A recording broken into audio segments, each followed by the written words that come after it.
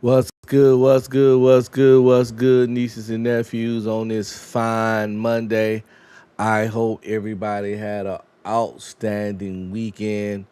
Mine's was actually, it ended well. It wasn't bad at all. Um, I tried to have enough control of my life where I won't have a completely bad weekend. But you can't do nothing about certain incidents. Obviously, you can't do nothing about. But it wasn't bad at all. It wasn't bad at all. But it was kind of unproductive per se. It was kind of unproductive. For me, an unproductive weekend can be considered a bad weekend. What's going on, MS Best? Let me get a little background music going on. Just a little something to chill to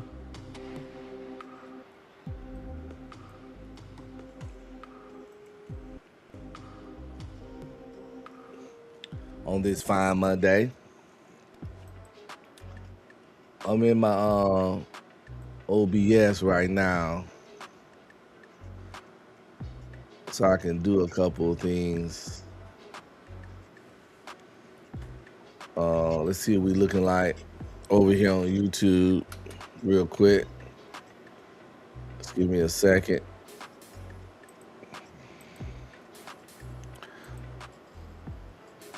Okay.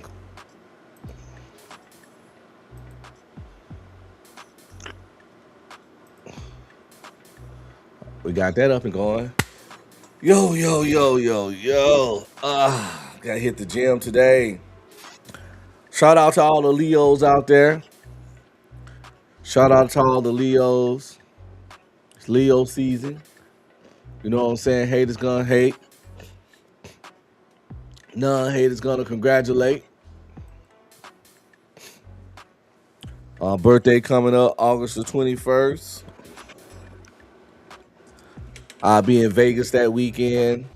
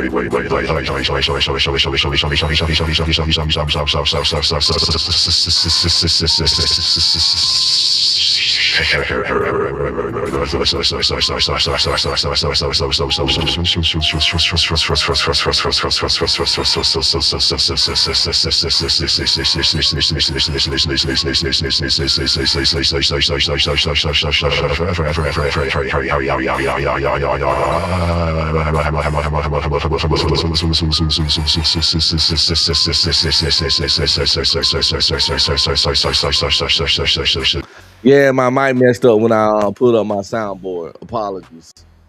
This new software I'm using, just add mic features, just add mics without permission. It's it's quite annoying, right? Thanks for the heads up, millimeter. Appreciate it.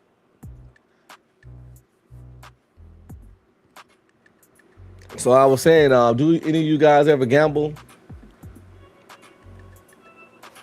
Yeah, it was my soundboard. And it was yeah, it turned the soundboard into the mic. It's weird. It should be good now, if I'm not mistaken. Yeah, it's good, right? Yeah, it should be good.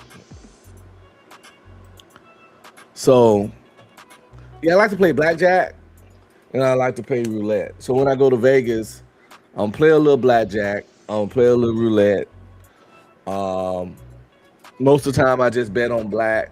I told y'all a story about last time how I won $3,000 one day. Then I couldn't quit because gambling is addictive, and I went back and lost the same $3,000, and it ruined and the other money I came with, and it fucked up my weekend.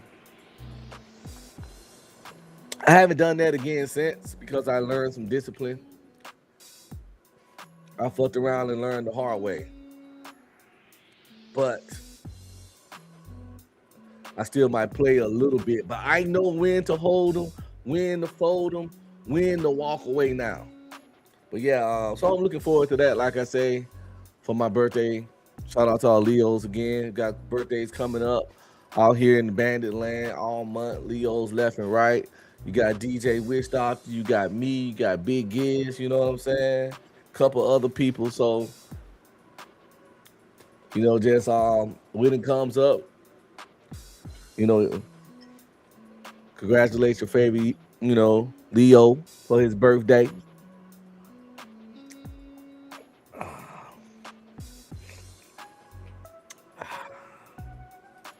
Vegas is an adventure, man. Like I said, I go every year for my birthday. My wife be like, "Why don't you try somewhere else?" I'm a tradition kind of person. Um, every year, like I said, my every year one of my stepbrothers come to Vegas and kick it with me every fucking year. It's been like since we've been on this like 10 years easy. Um, my other stepbrother came a couple times. My real brother came before. My stepbrother and two of his cousins came. But my one stepbrother, he don't miss it, nigga. It's like clockwork.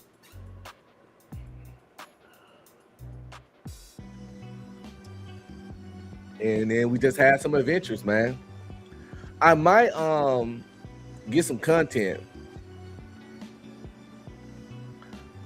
out there while I'm out there. I got my little meta glasses. I might walk around, you know what I'm saying? Do some street interviews or some shit.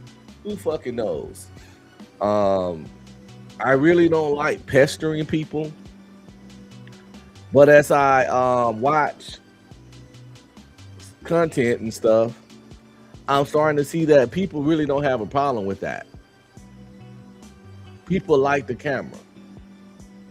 When I walk up to and say, "Yo, I just want to ask you some questions. Nothing too invasive. I got these meta glasses on. I'll be recording for my YouTube channel, whatever. Is that cool with you?" If they're not really, really, really busy, I think a lot of people will be okay with that. So I'm gonna try to prepare some questions in my head, in my notes on my phone, probably a little bit of both, so that I can see if I can score some good shit, some good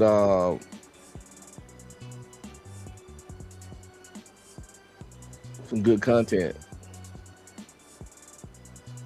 What kind of stuff y'all think I have to ask? So when I'm in Vegas and I walk up to two things. I walk up to a group of women. What kind of question should I ask? Or a woman? And if I walk up to a man or a group of men, what should I ask? Just give me a couple question ideas. Um, I mean, I know I can always go the basic traditional relationship stuff when I approach them, you know. That goes without saying.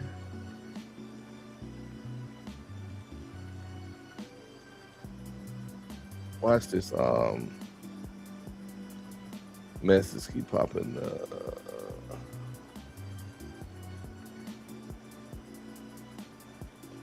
Yeah, I can always do the whole. So what do you think about a woman that, you know, what do you think about the logic of a person who paying 100% of their bills now, but get totally opposed with the concept of paying only half of it? You know, shit like that. I mean, me personally, I think it's really idiotic because if I'm paying 100% for something, I don't see how I can turn my nose up at getting a 50 off deal. I'm paying 100 by myself. Now I only gotta pay is 50, and I can be spending time with somebody that I'm attracted to, and enjoy having sex with. See, the only way that 50-50 don't make sense is people gotta say that the person is ugly, stanky, and an annoyance. They gotta make the person that's coming in to pay 50-50 the worst person in the world for it to make sense. Like, shit, I already pay all my bills to be with some stanky breath, funky foot, nasty, annoying, blah blah blah man. Like, why are you even with that kind of man, right? Like, I always this is the YouTube tactic shit, right?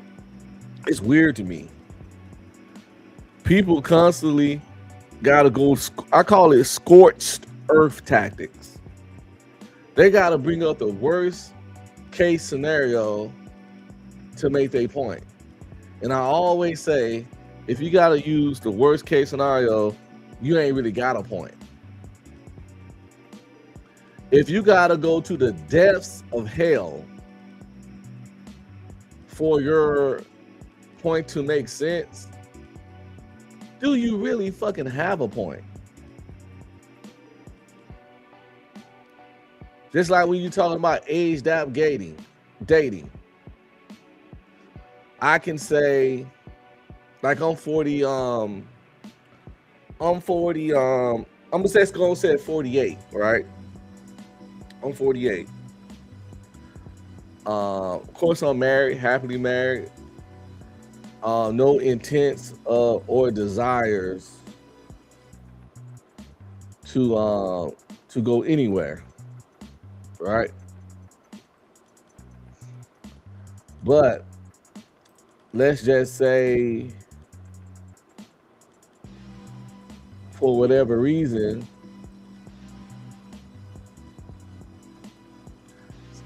it didn't work out magically, right?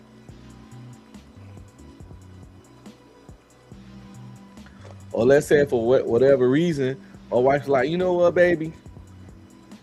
We at that point in our marriage, you know, where you've been so good to me. I'm gonna let you do you and be you, and you can go get you a little girlfriend or something, you know, to do stuff with when I don't feel like doing shit.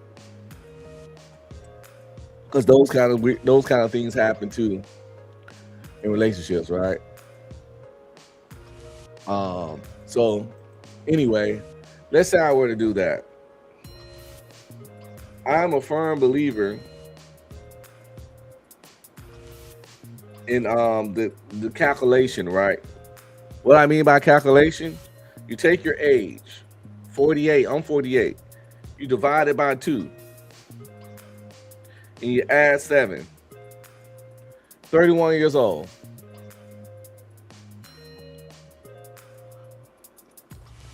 That's 31. The youngest I would go would be 30, as far as age gap dating, right? For a relationship. But if a 25-year-old wanted to fuck, I will fuck her. My point is that if you having an age gap conversation debate on YouTube, some kind of way, 18-year-olds gonna come up. Even if you say at the beginning of the thing that I wouldn't go under 26, you can start your shit off by saying I wouldn't go under 26. But best believe at some point, not only is 18-year-olds gonna come up, someone under 18 gonna come up. I just listen. We've seen it. You know what I'm saying? As the Godfather said himself, right? You can't make this shit up. You can't make this shit up. We're seeing it dozens of times.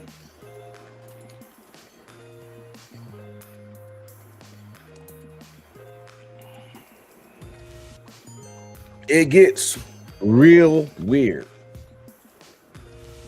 That's why people see me, I'll drop down. I don't make no. If I'm not directly arguing with somebody, and I just keep hearing a bunch of dumb shit, I'll just leave. No scene, no nothing. Just, you know what I'm saying? Because I have a. Listen, it's insane sometimes, man.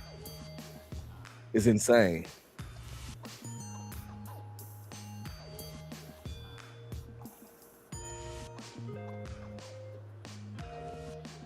People redefine words. A man can be 48 and dating a 21-year-old and get called a pedo.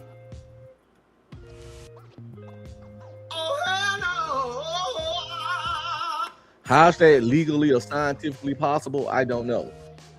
But on YouTube, they'll find a way.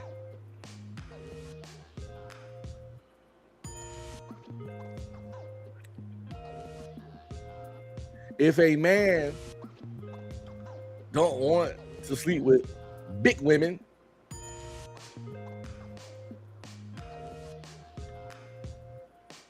he's body shaming. But if a woman don't want to fuck with a short man, it's a preference. But I hate to tell y'all, height is literally your whole body from the bottom of your foot to the top of your head. Height is your whole body. So if anything's body shaming, it should be height, right? And the reason it's more, the reason height more body shaming than not want to deal with a big back is that there's not really a lot of things you can do about your height except for an extremely painful surgery that might leave you never the same again. Right? But weight often can be just because of a lack of discipline and pure fucking laziness. Therefore, it should be shamed. I'm just saying. And that goes for anybody. Big fat young guys, big fat young women. Oh, let's talk about the youth. Man, today's society, we got some of the fattest, bad built youth I ever seen. No.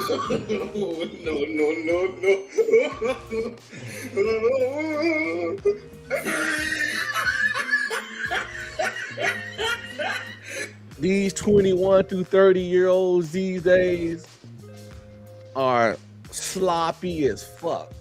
You got dudes that ain't dads with dad bods. You got women with no kids with baby fat. What are we doing here? Niggas that ain't dads with dad bods. Women that ain't mothers that never had kids with baby fat. How do we get there? I tell you, lemon pepper, all flats, and Hennessy. Every weekend.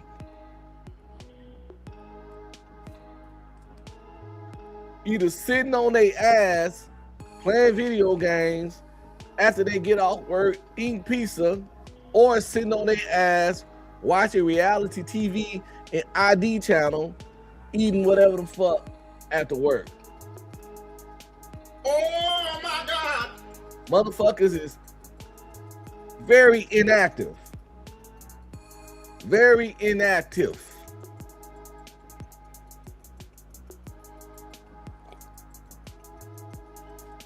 And at the minimum, I'm gonna have an active lifestyle. Even if you're not going to the gym regularly, it's some motherfuckers that have a inactive lifestyle. What does that look like? Motherfuckers will go a whole month without working up a sweat in any kind of way. Motherfuckers with all their powers combined would do anything and everything they can to avoid getting their heart rate up. How you go a month and never get your heart rate up? And you probably like, damn, they don't get their heart rate up at all? What about when they fucking? Who says they fucking?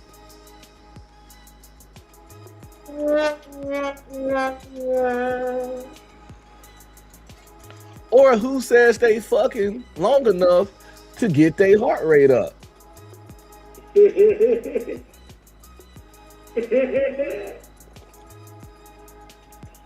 I'll tell you what.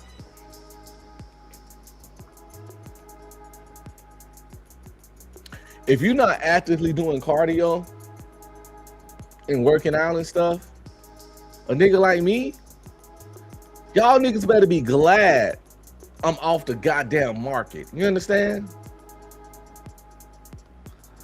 I would come fuck your bitch to oblivion. You understand? Certified Pound Town. I am an alumni of PTU, Pound Town University. Go Hammers.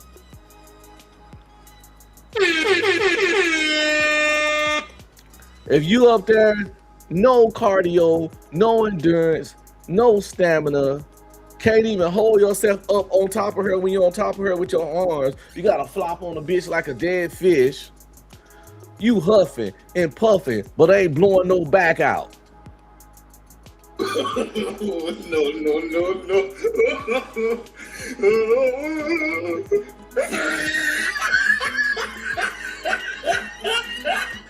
Y'all on top of the poor unfortunate lady that love your goofy ass.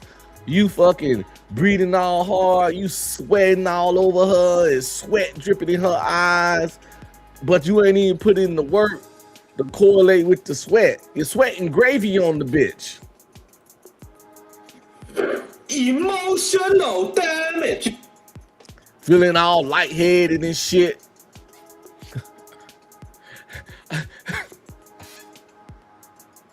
Even if you ain't trying to get sexy and flexy and look a certain way, even if you're in a happy, stable relationship, you need to keep yourself to just a little level of fitness just for overall health.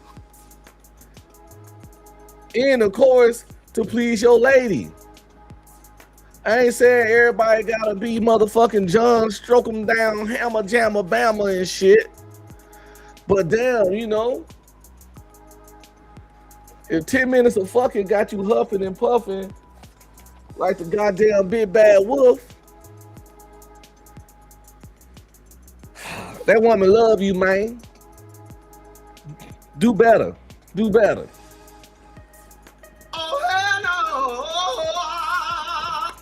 What's up, 18th? And it's like, and for the ladies, help that man out. Help that man out. Yeah, I'm gonna go there. A lot of y'all ain't got no cardio, no endurance, no stamina either. All you can do is lay on your back, throw your legs up, and say oochie ouchie, as you getting pounded out. After it's over, you sitting there acting like you tired, but this ninja done did all the work. You ain't did shit. Why the fuck you huffing and puffing? Why you stretched across the bed exhausted? When old Tyrone been over here doing all the pumping and sweating. Y'all get y'all no endurance having ass on top for 5 minutes and trying to ride and the goddamn check engine light come on. Oh my God. 30 seconds of riding and her check engine light on. She's sweating. Got to do better, man. How can that man catch a break?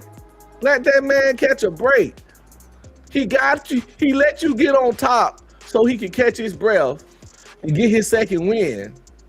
But you up there for less than a minute and your check engine light done came on. So now even though he on his back supposed to be getting his rest, he got to thrust up from his back just to keep the fucking going. Cause your ass ain't got no cardio, no stamina, no endurance.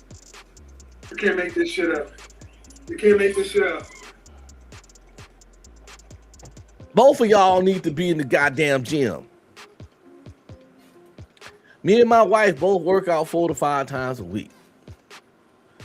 Got to keep your shit up. Got to keep your shit looking decent. You can't get comfortable. I know we all want to be comfortable in love. You feel me? And you should be comfortable in love to a degree. But you can't get complacent in love. See, it's a difference between being comfortable and complacent, in my humble opinion. Being comfortable in love is you securing your relationship. You know your person love you. You understand they ain't going nowhere. You understand you ain't going nowhere. You're happy, and you know you can be your authentic self around them. You know what I'm saying? That's cool. But once you get complacent in love, that's when you want to put on 30, 40, 50 pounds and shit. That's when you want to never get dressed up, never iron your clothes. Just stop doing all the things that attracted you to the person in the first place or attracted them to you, whatever, in the first place.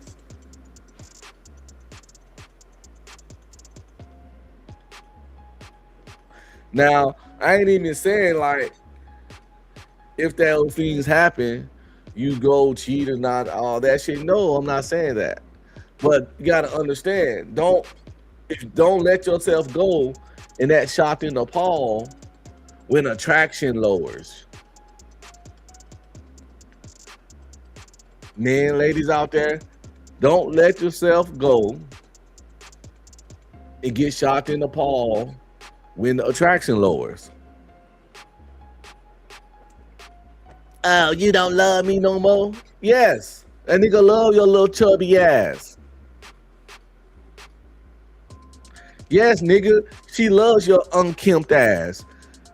But at the same time, sexual attraction don't come from the same place in the psyche as love. You know what I'm saying?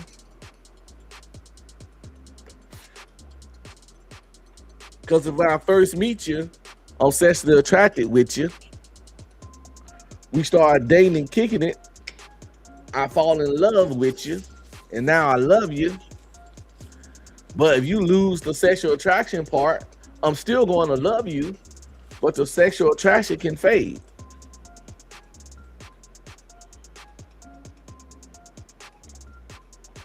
The love's still there. And I can be sexually attracted to somebody that I don't love, obviously. Hell, I could be sexually attracted to somebody that I don't even like as a person. Oh, hell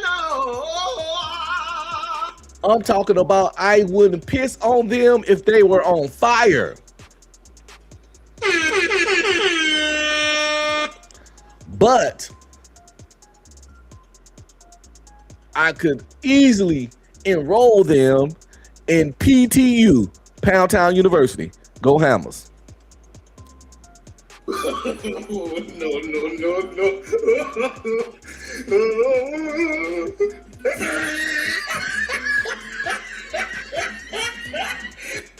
By the way, none of this is what the show's supposed to be about. None of this is planned. This is all just doing shit, talking that shit, man. I just like to talk shit. You know, I think if you're in a relationship and y'all want to, and things starting to fade a little bit, or you looking at your body, this what I recommend all y'all do, right? Next time y'all take a bath or a shower, I'm more of a bath person. I only take showers when I'm in a hurry.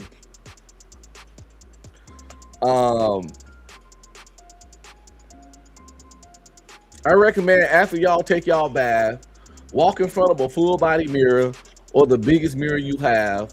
Relax your body completely. Don't suck your stomach in. Don't suck in nothing.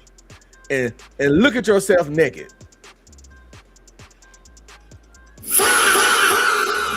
Stand in front of the mirror. Look at yourself naked. Turn like this.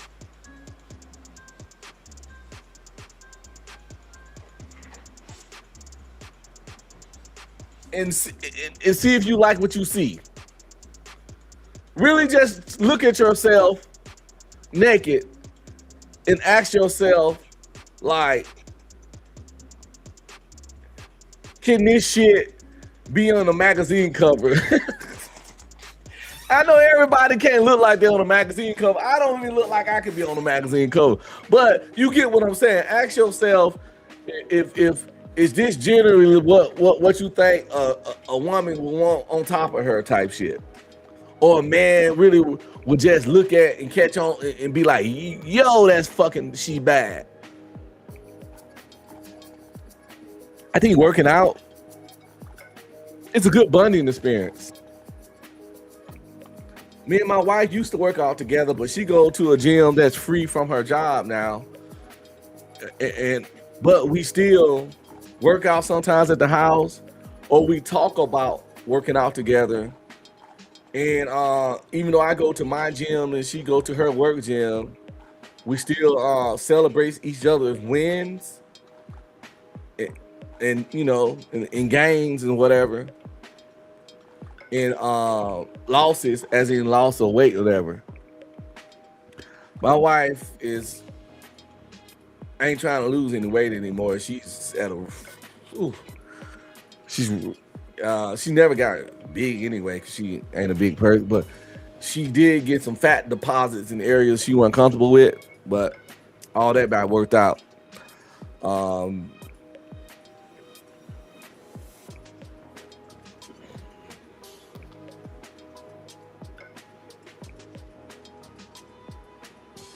But yeah, but I think, you know, working out together, going on a workout journey, even if it's separate, but collaborating and motivating each other on the process, it's a nice bonding experience and another activity or something y'all can do and share as y'all navigate y'all relationship.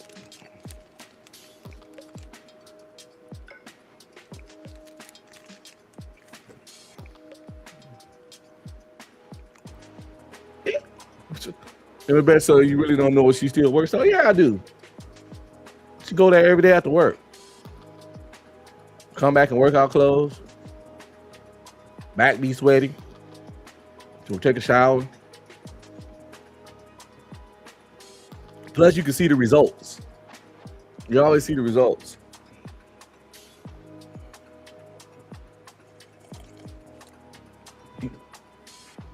Hey, baby. What's up? How long you been up? Eat anything? Huh? You got a what? You haven't ate? We'll find something to eat. Drink one of those things when you do, okay? I don't know what's in there either. That's to cook fast. Um, Hold on real quick.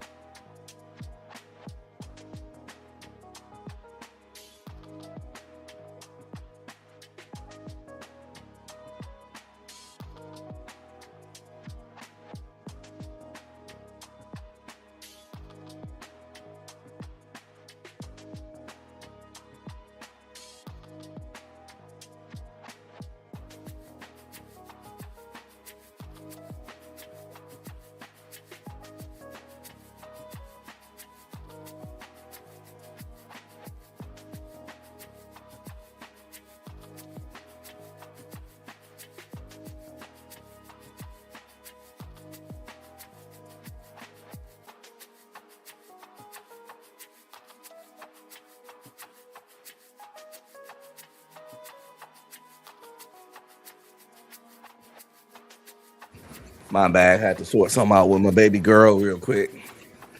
Speaking of my baby girl, weekend recap time. I guess I don't ramble long enough, and I ain't even get into my weekend recap. But it's been fun talking shit and sharing. I'd like to start the week off peaceful. You know what I'm saying? We know we're gonna get all the areas of YouTube drama as the week progress, and I like to be here to help y'all start off y'all week with just casual conversation and introspective things and just chilling. Not allowed, no beefs, no arguing, no none of that. Trust me, y'all gonna get y'all dosage. Y'all gonna get y'all medication as the week go along. By the way, I didn't even do my little admin stuff, so we just gonna go ahead and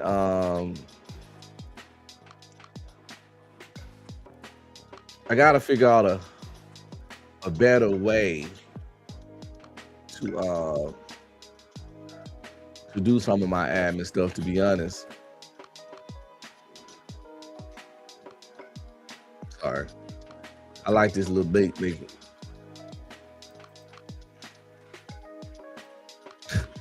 This is little free use beats that they give you on Restream. Boom, boom, boom, boom, boom, boom,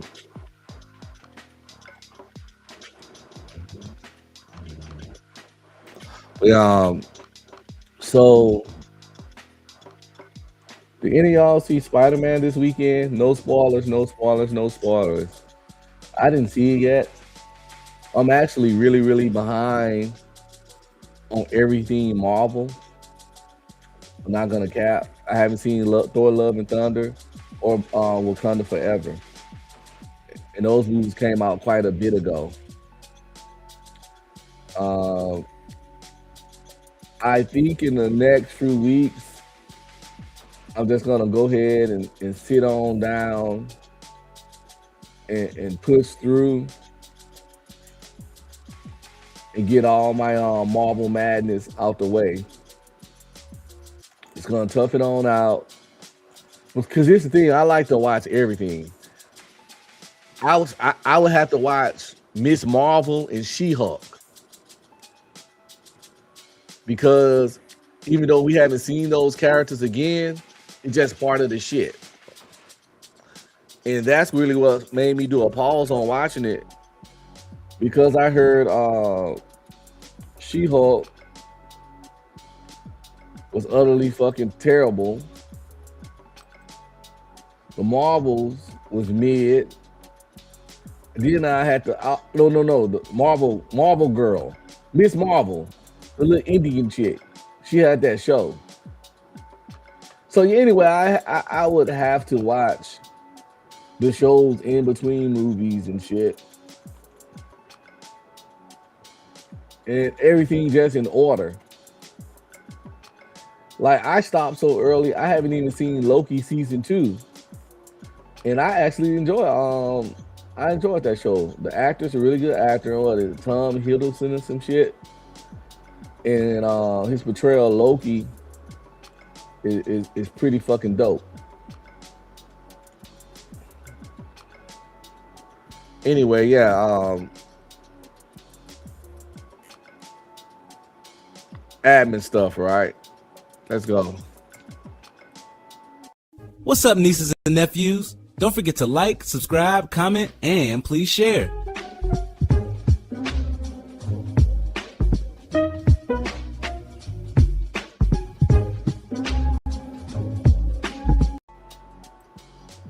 Please hit my Cash App at UncB Streaming or the Ko-fi link pinned to the top of the chat.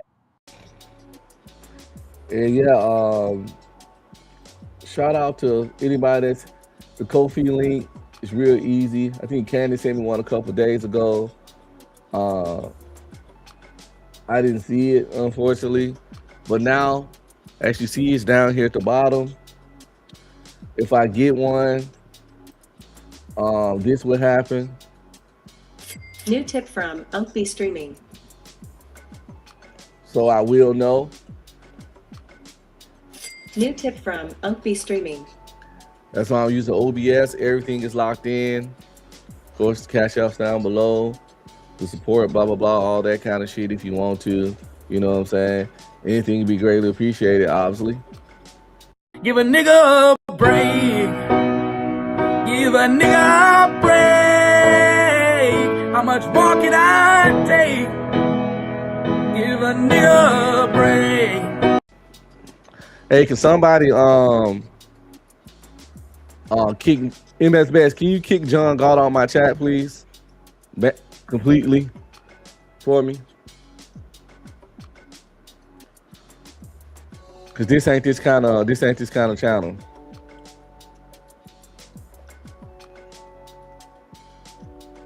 Get him on up out of here.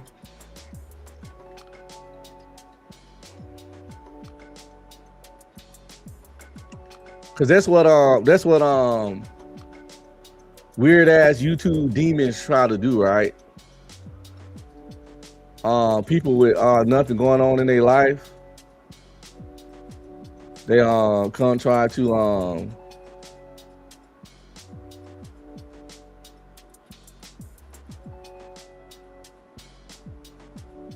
disturb your peace with weird YouTube shit. Throw off your energy.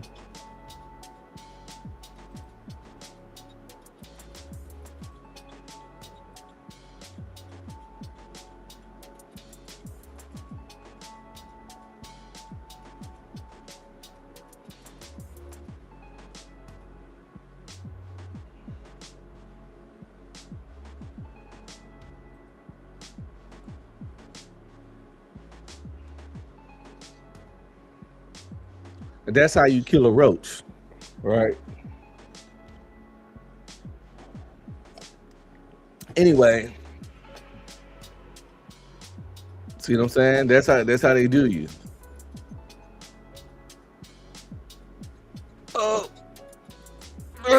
Throw off your whole train of thought with this weird ass fuckery. So, what was I? Because I wasn't talking about nothing, but I just was talking for 40 minutes, right? Anyway, back to the weekend recap. So I took my daughter to her first concert this weekend. She's 11. She turned 12 this year. It's this artist out came named Melanie Martinez. I never heard of her. I don't know if y'all have. Come to find out, she's pretty big. Got a pretty big fan base. It's this weird pop kind of emo shit that I don't even listen to. It's for young girls. She make music for teenage girls or anybody going through puberty that's in that weird emo phase. Primarily directed towards girls. So She don't listen to all her music. I bought her last album before, a little CD, whatever, and she's just a big fan. So um, she had came to Dallas a year or two ago, but we missed it. So I promised my daughter next time she come back, I'll take her. I didn't know it was gonna happen so soon. She came back the next year. So, I bought her some really nice seats and we went to the concert. Wasn't my type of thing, wasn't my type of music, whatever. But it was a good experience to share with my daughter. It's always fun to hang out with my homie. And yeah, it's always fun to hang out with my daughter, so it was cool. The music was different. It's very different. My daughter is already growing up to be one of those different kind of black girls. Well, she loved the game. She loved anime, damn near more than me. And her music choice selection is somewhat alternative. She like a lot of pop and stuff. She don't really listen to a bunch of straight up traditional hip hop. But strangely, she's a big Sir Mix-a-Lot fan. Yes, y'all heard me right. Sir Mix-a-Lot. No.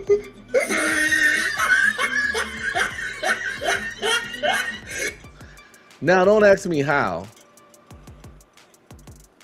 Don't ask me how she ran across her Mix-a-Lot. I don't know. And it don't even be it be Sir Mix-a-Lot songs I ain't even heard. I'm not talking about popular shit like Baby Got Back. No, and I can clearly tell it's Sir Mix-a-Lot, because if you know anything about Sir Mix-a-Lot, he has a very distinct sound and flow. And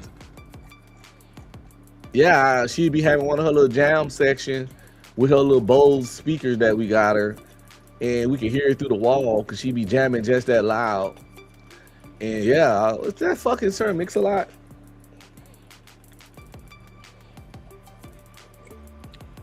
I think she'd be on Spotify or something, and it just came up a couple times, or on Pandora or some shit. But now it's like Sir Mix-a-Lot songs that's in her little rotation or playlist or suggestion, because she listened to a couple. But when that shit come on, she don't skip it. She let that shit rock. She likes Sir Mix-a-Lot.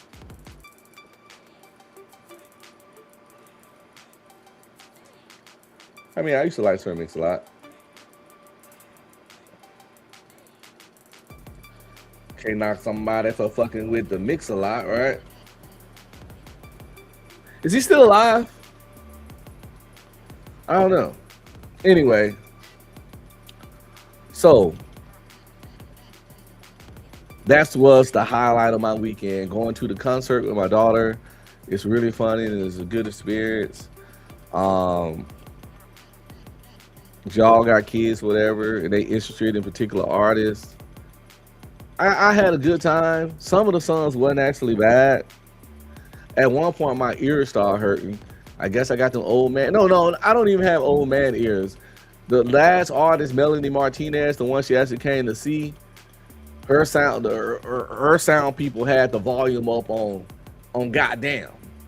The other two artists that opened for her, volume, when they did they set, it wasn't as loud, but she had her shit on goddamn Jesus Christ, what the fuck. My old ears were going through it. Yeah, but we had to Uber there because it was in downtown Dallas and the traffic was bad. We Uber back. It was cool, you know. It was fun. Bought us some merch, a little $25 T-shirt for the concert. She was happy about that. It was cool. It was fun, man. Like, make those memories. Miss Beth says, "Were you the only guy?" Unfortunately, no. It was quite a few dads that got drugged to that shit. We was all like, you know, giving each other the head nod, you know, the fist bump, you know, the salute. You know what I'm saying? That, matter of fact, surprisingly, there's more black people there than I would expect. Still not majority black because of the nature of the music and the kind of artists, you know, but I forgot the generation we living in where a lot of young black girls, it's a lot of alternative style black girls, like I said, that's into gaming, that's into anime, that's into more pop than hip hop and stuff like that. You know what I'm saying? And I prefer that over being into certain levels of ratchet shit. What's going on, Candy? So that was but you know, I definitely wasn't the only man there. It's like dad's doing dad shit of all races, which I thought was pretty dope to see. Shout out to Candy. Sorry if I missed your last Ko-fi support. I got it set up now where if I do get some support on Ko-fi, New tip from Unkby Streaming. it's gonna let me know. It's gonna pop on the screen and let me know who it's from, so I can shout out to you, acknowledge you right then and there. You know, the power of OBS, right? The power of OBS.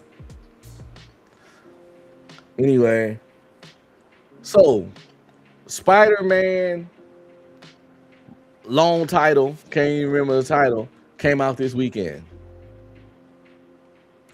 And that shit is killing it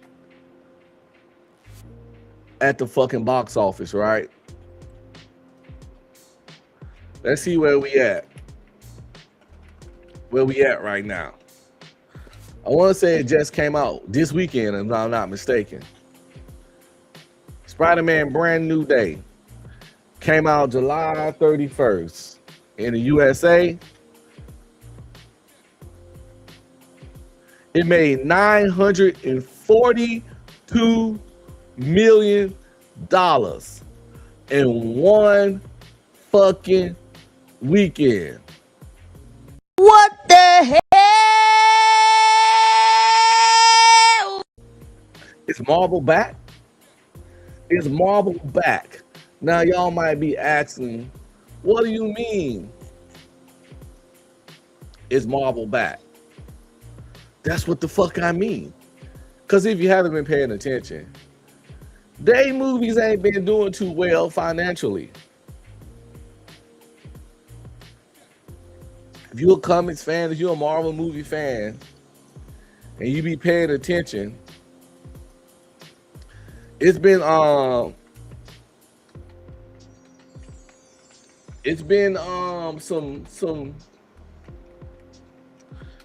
some flops going down the chute, right? Especially in this last phase, per se. Matter of fact, after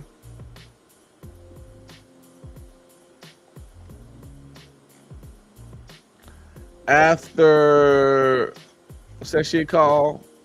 After Endgame? No, you know what? They had one more after Endgame in 2019. After Spider-Man Far From Home, stuff wasn't looking well because they did the Black Widow, $288 million to make, $379 million box office. that's a certified flop because that 280 something to make doesn't include marketing. For a movie that costs $289 million to make, you would have to make at least 700 million for it to seem like a profit. 6 at the minimum to down there for it to be a low profit. It's bad like that. Then, but I'm not surprised that movie failed because I don't think the fans lined up and was like, yo, let me get that Black Widow movie. And by the way, make it a prequel. I don't know about you guys, but old hates fucking prequels. So then, you know, bam, started off that phase 4 shit. Then they made Shang-Chi, right? 150 million to 200 million to make, 432 million at the box office. It made profit, but ad marketing, very, very low profit. But at one point before this, Marvel movies was making 800 million, 900 million. Them shits was cracking $1 billion. But that phase 4 shit, it really hit them bad. I don't know, they started pushing out movies too fast. People weren't really feeling it. Like Shang-Chi was good, but again, they made a Black Widow, a Shang-Chi. 2 movies that nobody really asked for. As a hardcore comic book fan, I know who Shang-Chi is. But that nigga ain't, come on, Shang motherfucking Chi, the master of Kung Fu. It's so many other more popular, cooler characters. Ain't nobody checking for no Shang-Chi like that in the theater, showed it. Then they made the Eternals. A super team that can never hold their own comic series over 12 issues. Ain't nobody asked for the Eternals. If you wanted to do another comic book team outside the Avengers, you should have went with the fucking New Warriors. The New Warriors was supposed to be the next up. If you wanted to do a team and y'all weren't ready to use mutant yet, aka the X-Men and shit, then the New Warriors, not the fucking Eternals, who never been interested in the fucking comics. That's why the movie cost $236 million to make. It only made $400 million. As you see, the last 3 movies in Marvel in this phase ain't barely over 400 mil. But if you go back and look, the numbers was, you know what I'm saying? Then bam, this they go-to, this they savior. And then after Eternals, they made Spider-Man No Way Home. 1.92 billion. So Spider-Man is keeping their head afloat and funding all these other fuck movies that they keep pushing out that ain't really making no guap like that. Then after that, Doctor Strange 2. Now that shit right there, it made some money. The budget was 414 million. Jesus Christ, that's a high budget. But it made 9.5 million. So it was definitely not a flop. But I don't know what happened to Doctor Strange. I don't know where he went. But we ain't seen that nigga in the grip. Then they came out with Thor: Love and Thunder.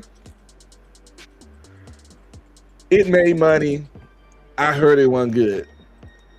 But $250 million budget at $760 million box office, I can't knock that. I just can't.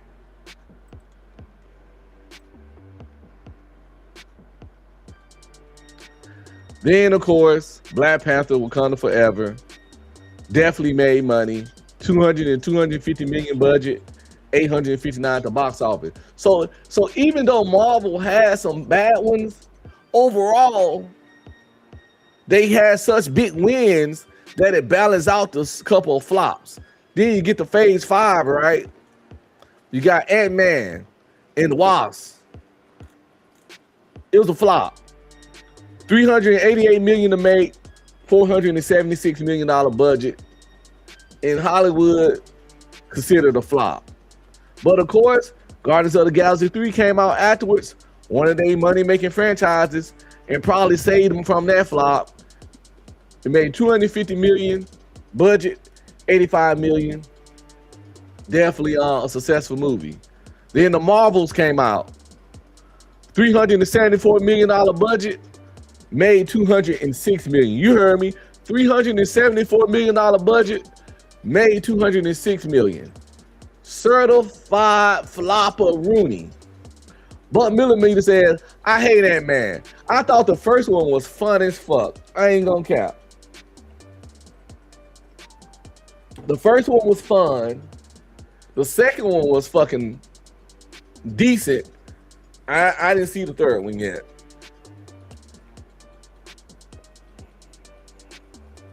Yes, the first Doctor Strange was good. The second one was all over the place. Damn, Buck. You gotta get some bug spray on this nigga. He said all Ant-Man movies were trash. Do you got a problem with Ant-Man as a character? Do you got a problem with Paul Rudd in his performance as Ant-Man? What's your beef with Ant-Man, brother? Let me know, for real. I didn't think it was that bad, but everybody is entitled to the right to their own opinion when it comes to cinema, and that's the beauty of it, and that's the beauty of talking about it, right? So, the Marvels, nobody asked for it. Number one, the actors in it is a total fucking complete film tard, so it doesn't help putting her in movies. Like when people making these movies, they really need to control the kind of stuff people pushing and saying when they doing these down interviews, because a lot of people that support coming movies and watch these movies, even though we got a lot of ladies and women that are, comic fans now, because often they be attracted to a lot of the actors in there, and everybody want to lean toward comics now, blah, blah, blah, all that shit. The hardcore original comic fans in the comic industry was supported by men. And when you get actors or actresses that pushing some feminist propaganda as they promote a movie, it's going to reflect in the theater when it's time to get the money. If you don't believe me, look at the other flopper, Supergirl, when we get to the DC side of this game. All right. So the Marvels was a flop. Deadpool and Wolverine, a huge hit. Don't even have to talk about it. Captain America: Brave New World, $180 million budget, $415 million made. It made profit, but it's still like an underperforming film.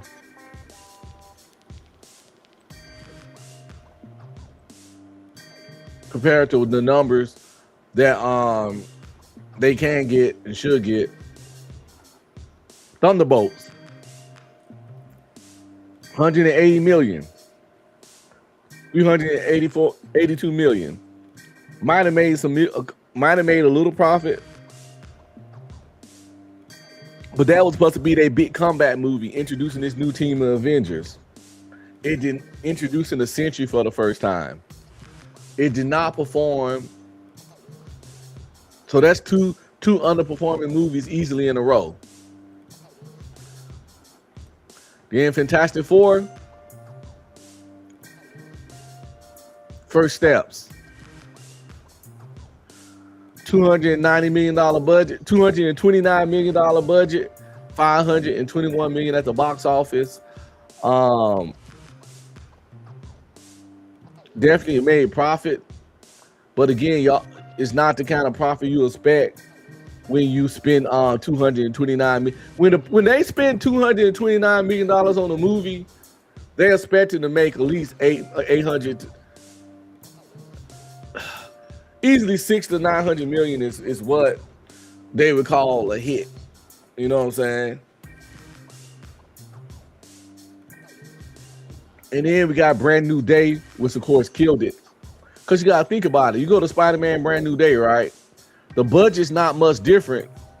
Fantastic Four budget was $229 million. Brand New Day budget was $225 million. So Brand New Day budget was a little less than the other one, but made $942 million. Right? The other one had a little higher budget and barely cracked $500 million. You see what you picking up what I'm putting down? But overall, though, even though Marvel had some hiccups, it's another company out there, their competition, DC, who just can't fucking get right. Starts off with the Snyderverse, right? They couldn't even finish it. Marvel been standing firm.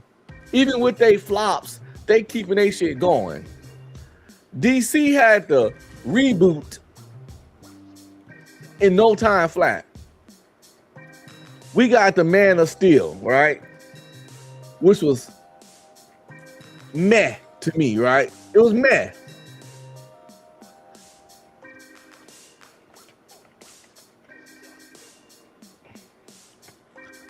Henry Cavill did an outstanding job, but I didn't like the direction. It's like, so we did the Man of Steel, $225 million budget, $607 million, technically a success. But you know, the only thing that was really killing for DC was their Batman movies by Christopher Nolan. They was making big money. You know, Marvel had movies like Iron Man and Iron Man 3 and those Avenger movies. A lot of those movies was making a billion. They had cracked $1 billion. I don't think in all the time of the Snyderverse, DC didn't make no movies that make $1 billion. Now some of those Christopher Nolan Batman movies cracked $1 billion, but that wasn't part of the DCU cinematic universe. It was that Christopher Nolan shit with the that was outside of that shit. Now the Batman with Robert Pattinson made mad bread too, but again, it wasn't part of their main cinematic universe, which they can't get right. So you know, we got the Man of Steel, we got Batman versus Superman. They just really made bad decisions over there. Like, you're gonna do the Man of Steel, then introduce Batman in some kind of combo movie with Batman versus Superman, where you introduce Batman and Wonder Woman instead of introducing Batman in its own shit. Then you're gonna use Ben Affleck as Batman, you're introducing this middle-aged, down there off the game, retired Batman with years and years of history. And then you're gonna do the Justice League movie after that, or maybe Aquaman, I don't remember, but they're gonna introduce the Justice League in one movie without nobody getting any solo movies. Oh my God! The movie felt crammed. You only showed us Batman and Wonder Woman inside a combo movie that was shared with Superman. And then you're gonna hop right to a Justice League movie and throw in Aquaman, Flash, Cyborg. What are we doing here?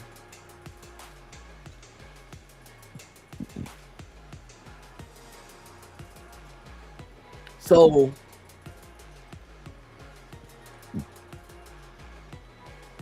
let me see something.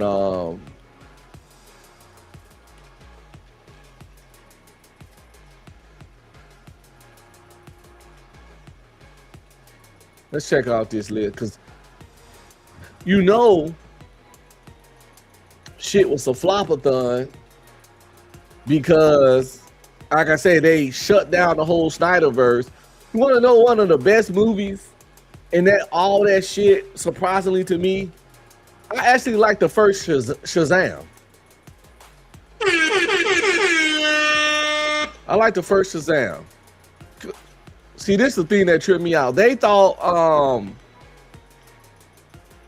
like Man of Steel made $667 million. Batman versus Superman, Dawn of Justice made $874 million. Successful. The first Suicide Squad made $749 million, even though I didn't think it was that good. The first Wonder Woman was a hit. So they started off, building up. The first Aquaman was a certified hit, but that was because, Jason Momoa was at his peak then.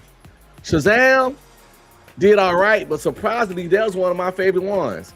Then they started making bad decisions. Birds of Prey and the Fantabulous Emancipation of One Harley Quinn. Terrible title. Birds of Prey and the Fantabulous Emancipation of Harley Quinn.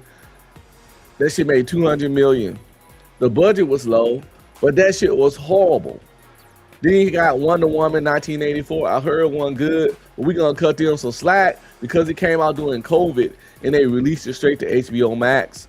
That in Suicide Squad, the second one, but Suicide Squad with Idris Elba in it was actually good, and John Cena. Then this one we knew it was over right here.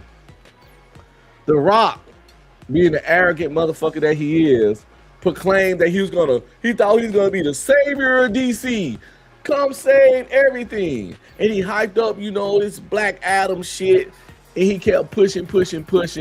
Black Adam, complete flop. $200 million production budget. 393 made. Flop. After that, I knew it was over. They announced it was over. They just finished off the last movies they could because they was already slotted. Black Adam, $200 million to make, not including marketing, 393. Shazam, $125 million to make, not including marketing. So Shazam Fury of the Gods only made $134 million. So DC had 7 flops in a row.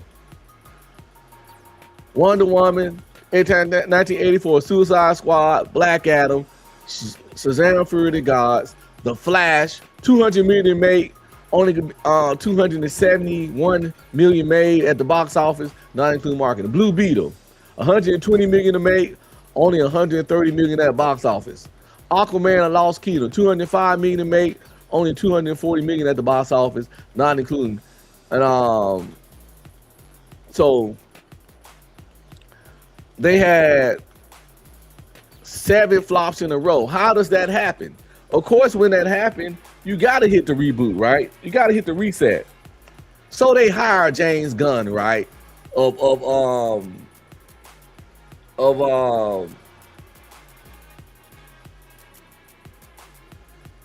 Guardians of the Galaxy fame. I think James Gunn is a hack, okay? I think he's a fucking hack. No.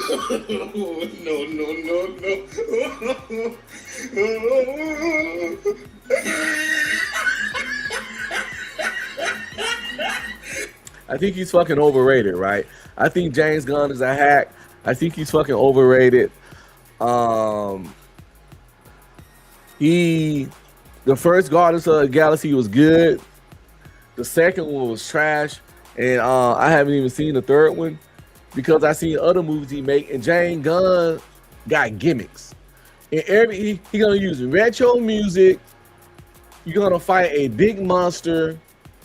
And it's gonna be a scene where it's some slow-mo shit going on to some kind of music track. The same scene he used in the Guardians of the Galaxy, where the guy with the arrow that go around when he whistle and kill everybody. He did the same thing in the Superman movie when Mr. Terrific was fighting everybody with his little T-spears and shit. He did it in every Guardians of the Galaxy movie. He it's like they say, every writer has a voice. You can read his books, you can tell his shit. Every director has a voice, and his voice is too loud and his voice doesn't change. There's no distinction to it. There's no he has tropes, he has gimmicks that he always gonna utilize in every film that he makes. And it just feel okay, this is, you know, like just step away, man. We have seen your style is not growing, it's not developing, it's not like Suicide Squad 2 just felt like a Guardians of the Galaxy movie. That last Superman movie just had too much Guardians of the Galaxy touch. Slow-mo scene, retro music, whole bunch of middle school level boy comedy. Big Monster fought at the beginning. It's just like James Gunn is a hack. He only got certain things that he can go to that people found entertaining. But the first, second, third, fourth, fifth time, maybe it was cool. Exactly. Over and fucking over. It was cool at first, but if I gotta see another slow motion fight scene to some retro music, and I heard he did the same thing in Supergirl, even though he didn't direct that, it was clearly heavily influenced by him. And he's a hack, right? Marvel seems to be making better decisions now. Like, are they on a comeback? Like I said, they had fell off, but they hit back hard with this Spider-Man, and I think they're gonna do it again with Avengers Endgame, with Avengers Doomsday. See, the thing about it, one of the key things is picking what movies to make, right? And James Gunn is fucking that up. Non-Key picks. I haven't seen it yet because I'm behind on Marvel movies. I gotta like watch a bunch of other shit and catch up. But this is what James Gunn over there doing in DC. They already rebooted the Snyderverse. They probably gonna have to reboot the Gunverse because it's not going well. They made the first Superman, right?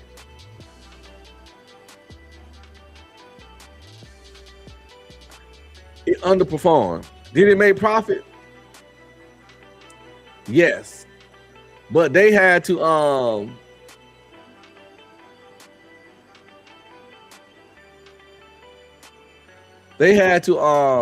try to gaslight us to make us think they was cool with what it did. $225 million. It made 618 movies. Spider-Man cost $225 million to make too, but it made 1.9 billion. You see the difference here? You see what's going on?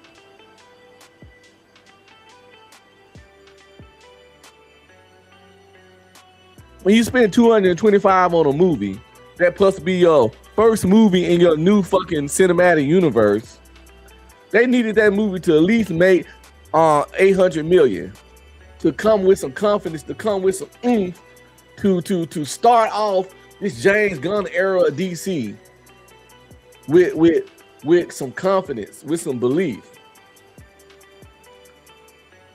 And in his infinite wisdom,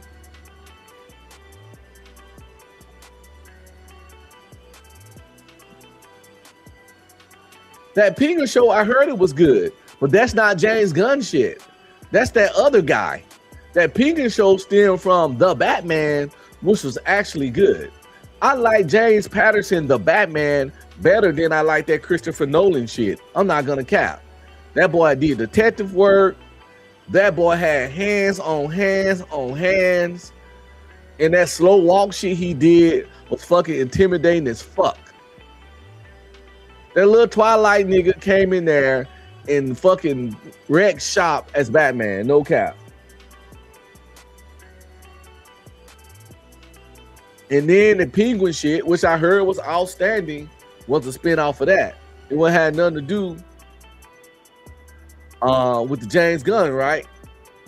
So this how they make bad decisions over there in DC land, right? They're gonna do a Superman movie as their first movie. And then their second movie, they're gonna do Supergirl.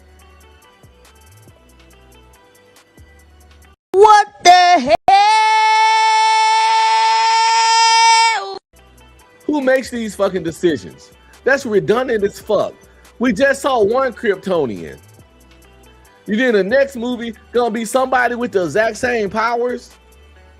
Supergirl is another character that could rarely ever consistently hold her fucking own comic book. They made that shit just to what? Cater or pander to a woman crowd who don't even into those kind of movies overall like that. That's why Supergirl was an utter fucking flop. You cannot start a new franchise and be trying to pander to the smallest demographic of your fucking fans. Superman already barely made it. Supergirl is not a tentpole fucking character. It ain't holding shit up. You do Superman first? Your next, if you didn't want to hop straight to Batman, if you want to do another character, man, they could have done Martian fucking Manhunter. He ain't never had a movie. He's a prime member in the Justice League.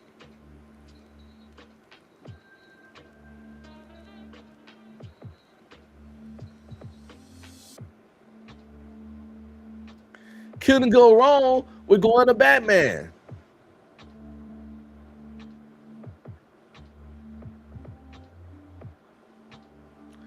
But to fucking pick a redundant character, we saw Superman, for Supergirl to be your second movie, it's redundant as fuck.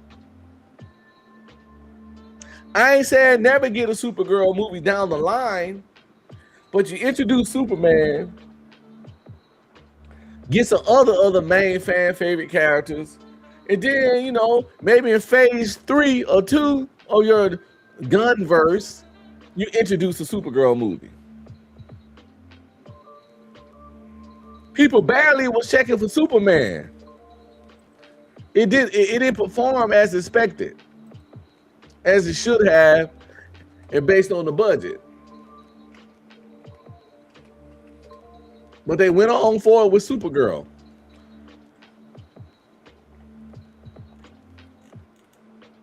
Look at this shit. 170 to 186 million to make, not including marketing.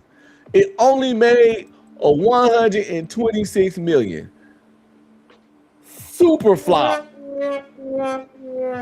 Super flop. Certified. Let me tell you something. James Gunn nervous. Stockholders nervous. Chairman, the board of execs is nervous because they don't hire James Gunn from his Guardians of the Galaxy success, not understanding that he's a hack of a writer. His sense of humor is that of a 13-year-old boy. His movies are predictable, generic. He used the same cinematic gimmicks over and over and fucking over.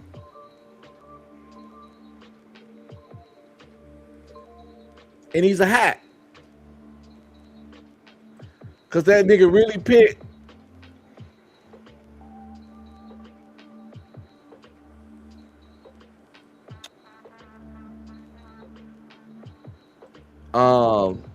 that shit to be the second movie. And when you're second, and let me tell you how bad this guy decision making is, right? His third movie in his James Gunn cinematic universe, this nigga picked Clayface. So he went Superman, Supergirl, Clayface. What the hell? A D-list Batman villain of all the DC characters. Martian Manhunter, Flash, Batman. Hell, I'll take Aquaman. If you don't want to do nothing that was used before, it's so many angles you can fucking go. You can introduce the fucking new gods. You can fucking The Question, Captain Atom, the Spectre.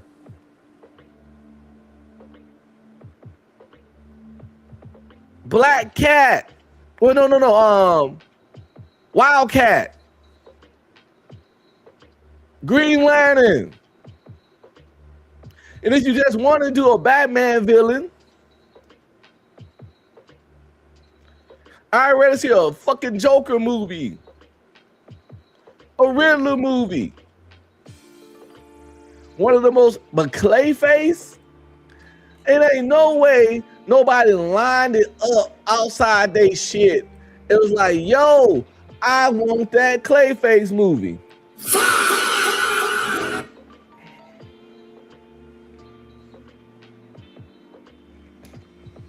And they coined the movie genre as a body horror film.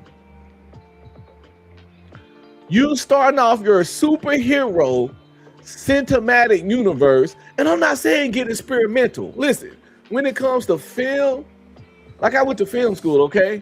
When it comes to film, Unc is all for experimental, right? But it's too early in the game for experimental. You got to cement yourself in. That's why I'm saying James Gunn is a hack. He went from Superman to Supergirl to Clayface. So he went from an expected superhero movie to pandering to a female audience by doing Supergirl, which nobody asked for.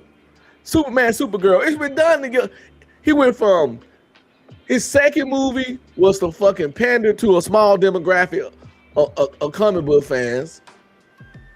His third movie is experimental.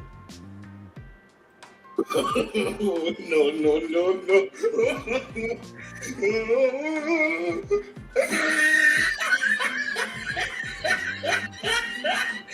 Those are two things you don't do until you establish your shit first. Superman barely made it, homie.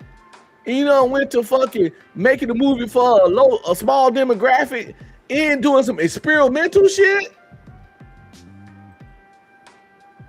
A body horror film as your third movie after utter flop by Supergirl. Then he comes back next with Man of Tomorrow. So he's gonna go Superman, barely made it. Supergirl flop. Clayface probably gonna be a flop. Man of Tomorrow, I don't know, might barely make it again. Then finally he got the Brave and the Bold. That's gonna be a super Batman movie. We're not sure what angle he going. That one probably gonna make some money based because it's Batman, depending on who he casts. Then he doing a Swamp Thing movie. Another one nobody asked for. How the fuck you start out your first phase of the new DC universe with Superman, Supergirl, Clayface, Superman, Batman, Swamp Thing, and then doing a Wonder Woman. Supergirl, Clayface, and Swamp Thing shouldn't be a part of this shit. You can replace Clayface with Martian Manhunter. If you wanted to go somewhat experimental, you can. Martian Manhunter has shape-shifting powers. You can show how he been on Earth all this time, how he lived all these different lives as different people, how he operate as a detective. You could have cast a black guy in it because using it in the show when he turned human form, he was that detective John Jones. He was always black. Martian fucking Manhunter. He's just as powerful as Superman, even with more extra powers. Again, if you want to like the shape-shifting abilities, it's similar to somewhat what Clayface can do. You could have went with the Martian from another planet, last of his race, trying to find his way on Earth. Again, living all these different lives and having all these different friends, and just the whole interaction that's just being a shapeshifter. If you want to get somewhat experimental into the psyche of all that shit while maintaining the superpower shit and superhero shit, Martian Manhunter would have been more well received than Clayface, a C-list Batman villain. And then Swamp Thing. If you don't like a hard comic book reader, you don't even know what the fuck a Swamp Thing is. No.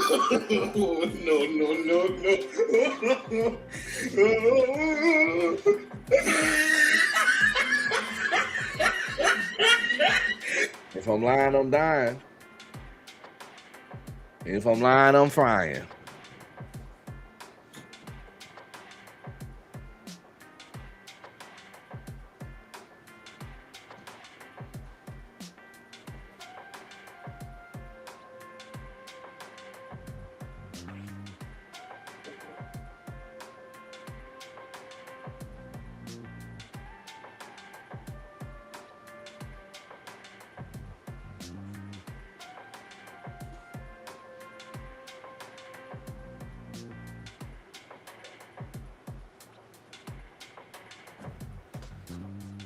Ah, my bad.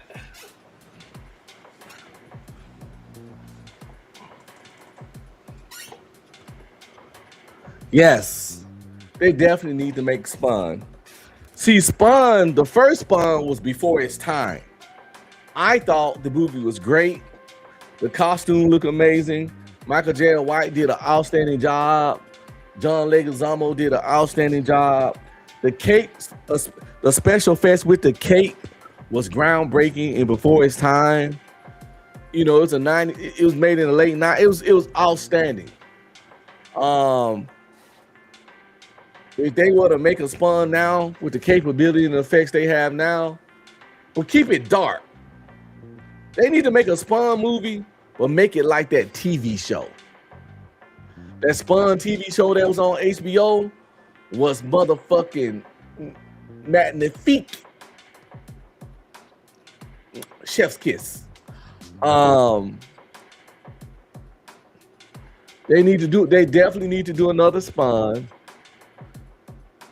Make it like the fucking television show that was on HBO, and that shit's going to make money.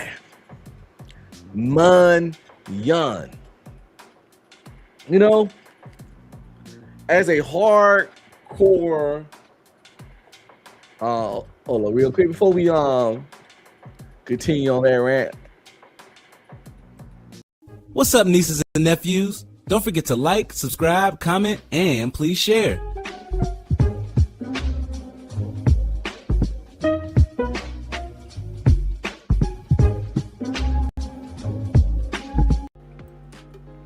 Please hit my Cash App at UncB Streaming or the Ko-fi link pinned to the top of the chat. Motherfucker gonna come over here talking about I ain't got nothing to talk about. No, I just don't have a gimmick ass message. See, Unc can talk about anything and everything. I was talking about something completely different at the top of the show. Then talking that shit at the beginning. Now I'm talking about movies. And at the back end, I'm gonna talk about something else. I don't have a gimmick or a message. I don't need a fucking tagline to my fucking commentary. All I can do is talk about I got these tenants in the blacks in the nigga one trick pony ass niggas, kind of like how James Gunn do his directing shit. I don't have a character. I don't have an agenda. I don't have a message over here. This is a fucking free for all.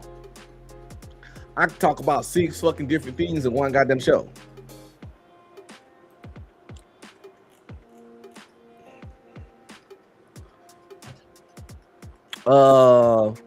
What do you think about the new Black Panther? He's a great actor. They're going to have to get him some muscle on him, which Marvel has no problem doing.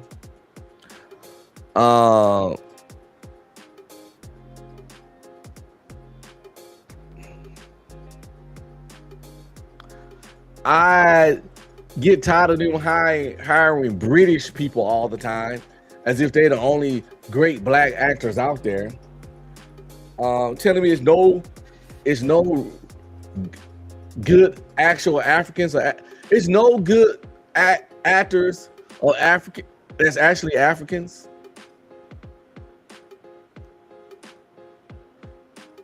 in the whole fucking planet, on the whole planet.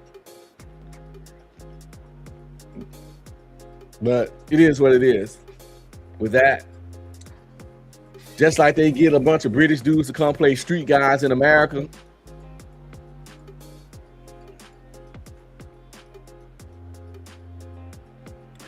King Pig said he needs some muscle, height boosters, and a face transplant. Be streaming. They picked a hole to play Black Panther on purpose. I wasn't gonna go there, but he is kind of strange looking in the face. But you know, who says Black Panther has to be handsome? No.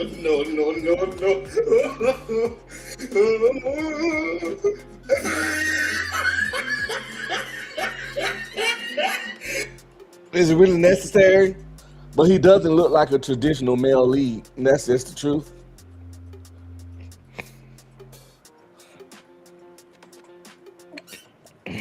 But you know, maybe he'll grow on us. Maybe he'll grow on us, y'all. Wakanda forever, people. Wakanda forever.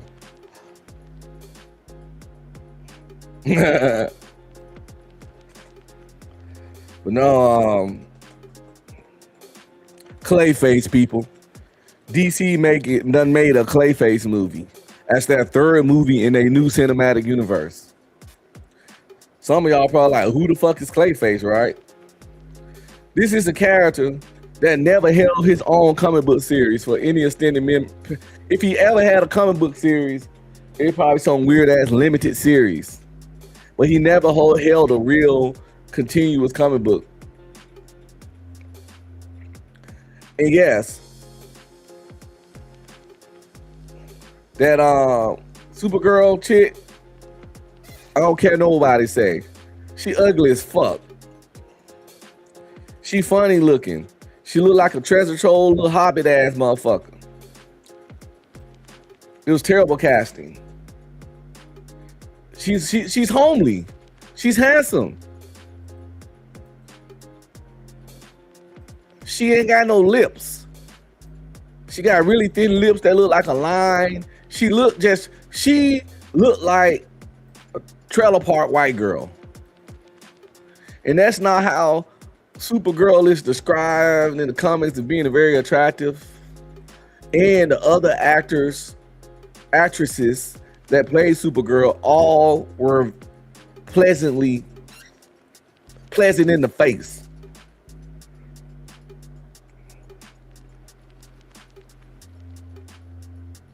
And then they picked this little homely little Muppet to play her, and it don't help that she kept doing interviews saying weird feminist bullshit and attacking her primary artist. You know, the white men in America, men this, men that.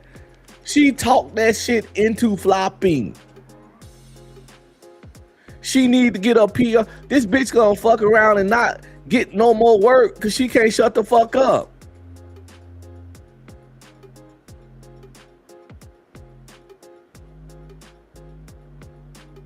Keep your bullshit, weirdo ass agendas off of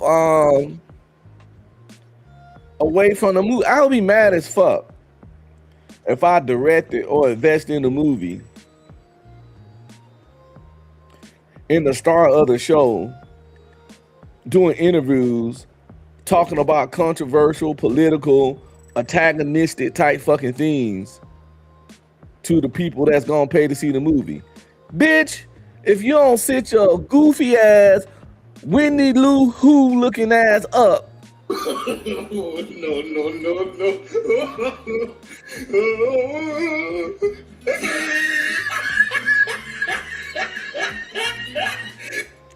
And start sabotaging my shit, I'm gonna peel your motherfucking muffin top.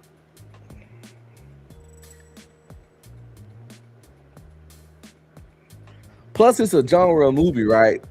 That people are getting tired of. It's a trope in a movie called The Mary Sue, right? We talked about it in film school.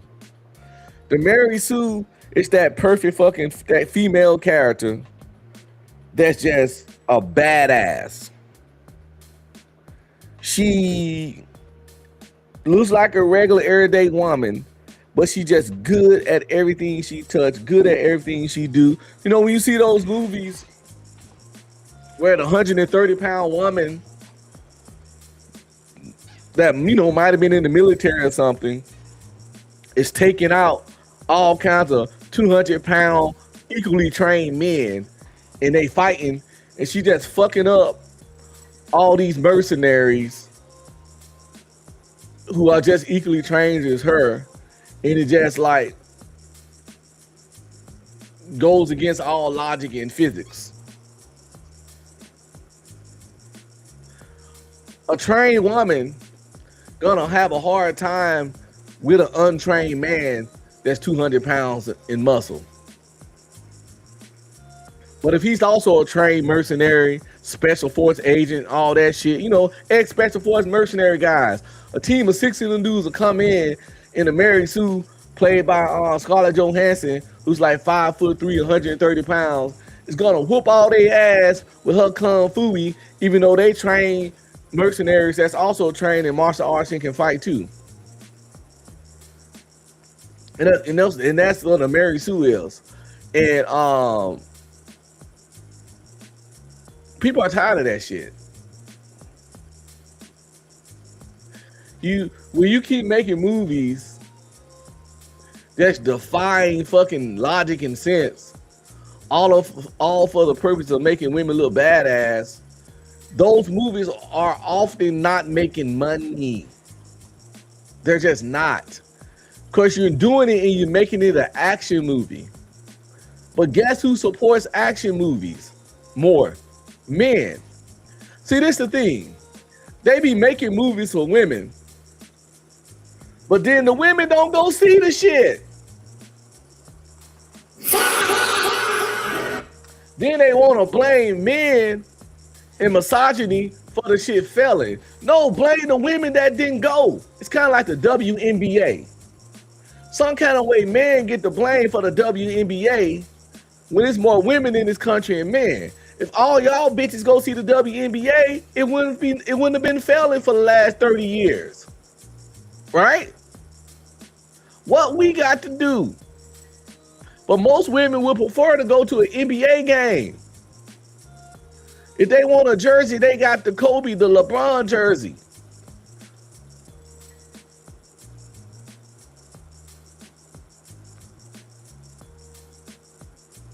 Don't say shit to a man about supporting the WNBA until every fucking woman you know is supporting the WNBA. It's y'all shit. You can't make this shit up. You can't make this shit up.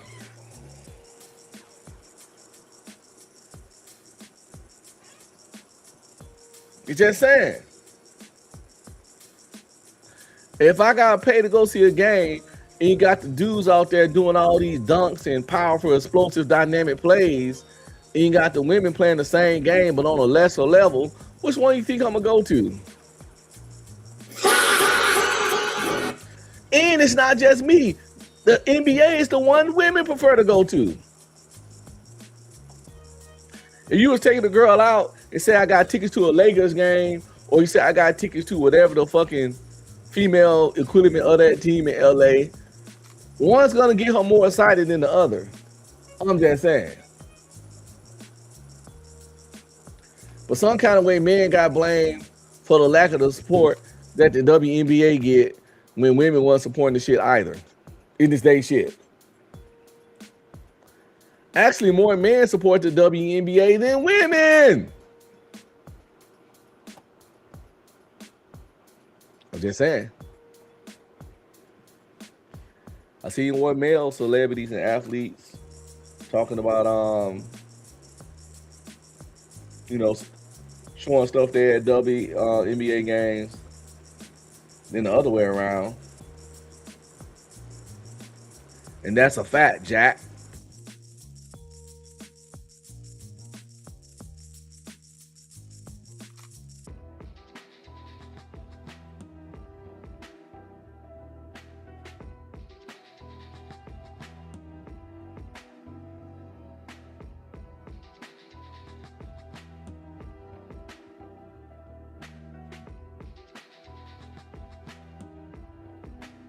I need to drink some water. I'm dehydrated.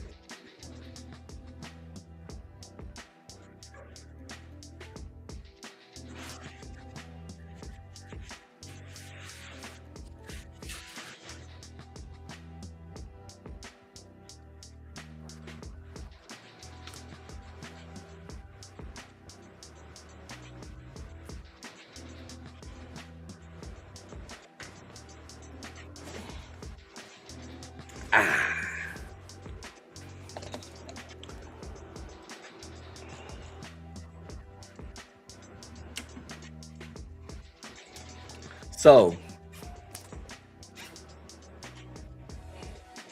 I did enough movie rambling. Let's see what's going on in this IG world, yo. As we check out some of this IG insanity. You know,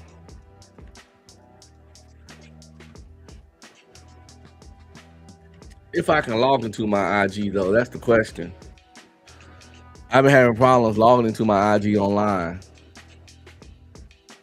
Well, that's why. Cool, I got right in this time. Perfect.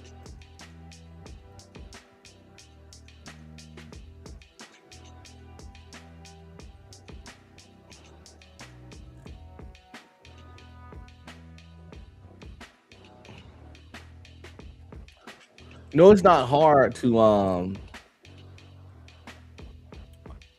find insanity on Instagram. It's just fucking not. You know what I'm saying? It's not hard at all. All you gotta do is just scroll down just a little bit, and some fuckery is more than likely gonna pop up. Well, let's see what's going on. Let's see what I got here. You know, we gonna fuck it. We gonna start off with, I don't know. Let's just see. You to put me on a flight. Who do you think you is?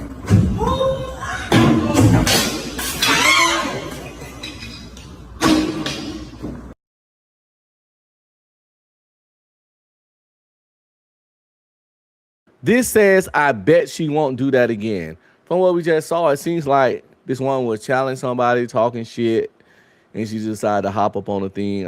Let's see.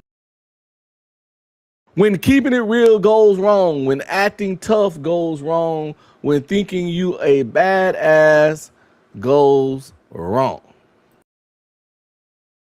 Are you to put me on a flight? I did not ask for you to put me on a flight. Who do you think you is?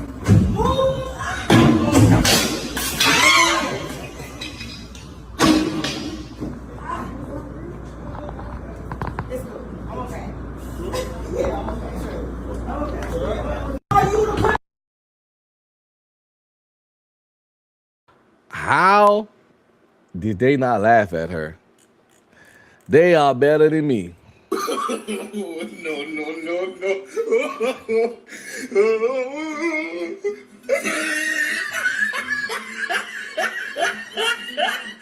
Those people sitting there are better than me, because I would have laughed in her face. You up there being extra, doing the most, causing this little weird ass scene.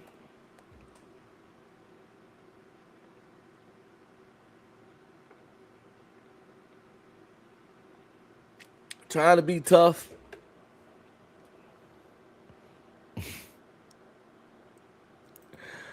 I would have definitely laughed in her fucking face, yo. Let's see what we got up next real quick. Here in this IG insanity.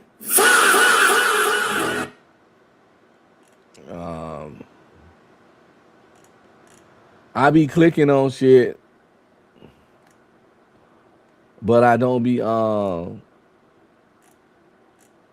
really watching the video entirety, because I want to be like I said, I want to be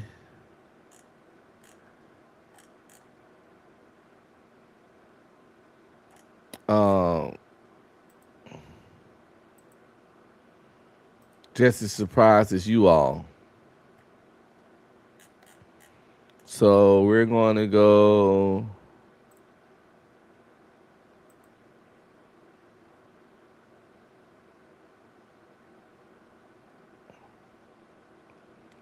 Yeah, we're going to go here. We're going to go with this one. It ain't got no sound, but it's all good. Oh, uncle, just do my narration. So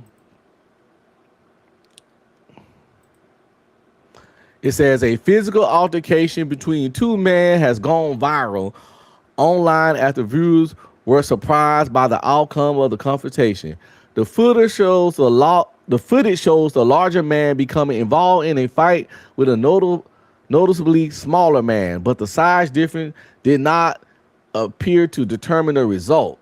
According to the circulated video, the smaller man managed to gain the advantage during the encounter, landing several strikes and forcing a larger opponent onto the defensive. The unexpected turn of events quickly caught the attention of social media users, with many commenting on the intensity of the clash. The circumstances of the fight leading up to the fight remain unclear, and details were not. And details about where and when the incident occurred have not been confirmed. This is what I'm saying. A lot of people I don't know, thinking they big, thinking strength, thinking they height means something. What this guy doing right now has been the story of my fucking life. I'm only 5'7" as a fucking adult now. When the bullies tried me in middle school and even sometimes in high school, everybody it's always been bigger, but it don't matter. Even right now, I'm 5'7", but I'm 185 pounds, and a whole lot of it is muscle. I don't know what people think 185 pounds is easy to move around. Especially when it was resisting against you, especially when it know what this dude done got beat up by Kevin Hart, man. This big dude done got beat up by Kevin Hart. That's who it looked like whooping his ass. You got beat up by Kevin Hart, man. It's terrible. He ain't just getting beat up by Kevin Hart. He getting manhandled. And he probably all kinds of like, I'll whoop your little ass type shit. And one of them probably his girl. It's two girls that are looking, and one of them probably his. And you getting beat up in front of the hoes by a nigga. Not only you got a whole lot of height over, you have a whole lot of weight over. This just a prime example of the little dog whooping on the big dog. So continue to go around and no, I'm not. So you Black Panther? No, I ain't Black Widow. I'm not a 5'2", 130 pound female. I'm 185 pounds. Like I said, that is grown man weight. That is grown man weight packed with grown man strength. You know what I'm saying? That is grown man weight, packed with grown man strength and grown man. Now, if I was one of them niggas that was 5'7", 130, you know what I'm saying, one of them little thin ass niggas, then it'd be a fucking problem. But fuck around with me, and you're gonna find out just like this dude did. Listen, I done this shit before.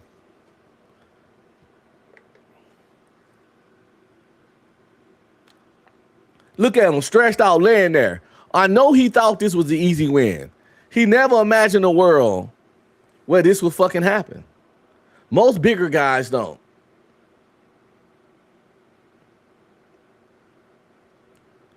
They don't understand where the strength comes from in the core. The strength that's in a compact individual. The benefit of center of gravity. The best thing he could have did was keep this little dude off him with his long arms. But once it got to tussling, it just went to low center of gravity, arm and leg strength, and core strength.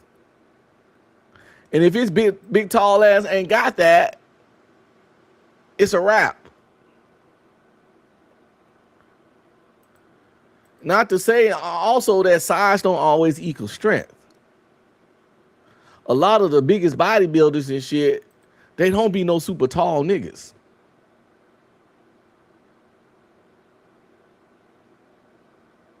You got some big tall dudes that's big for no. You ever see motherfuckers that's big and weak? No.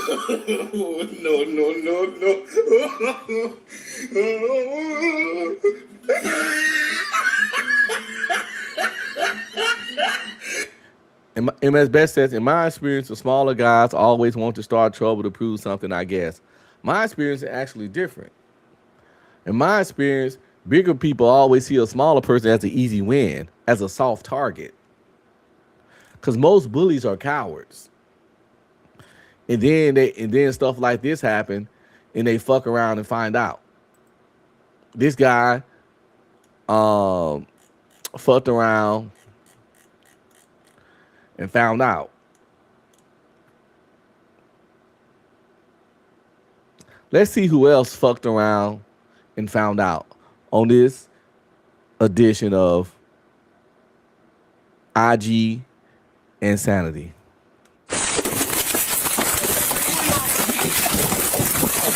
Don't you fucking kick me! Bitch! Don't fucking kick me! Put your hands behind your ass! Put your hands behind your back! 29-year-old Tijana Smith is pulled over for running a stop sign at high speed. From the very first second, she chooses the wrong path. You have your ID, ma'am? I don't. You I just don't? left from my friend's house. I don't. My purse is there. What's that? I said I don't. My purse is at my friend's house. Okay. All right, so you don't have any ID on you whatsoever? No, but I didn't run through no stop sign. Yeah, you did. I didn't. Okay. All right, what's your name?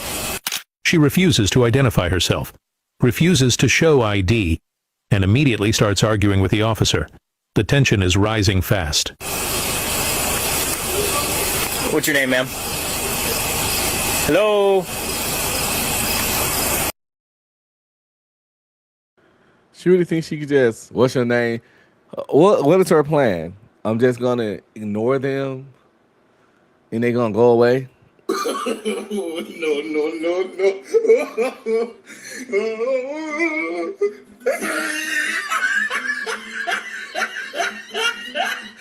Like, what's the plan?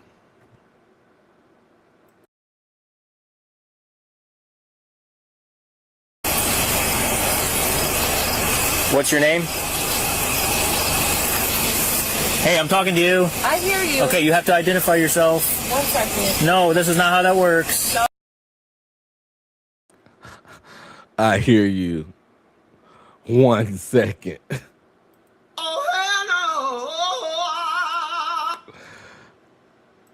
What the hell? Like, who in the fuck do you think you is, woman? Hey, bro, come on now, dog. Come on, man. But from what we saw from the clip at the beginning of the video, she might be about to fuck around and find out.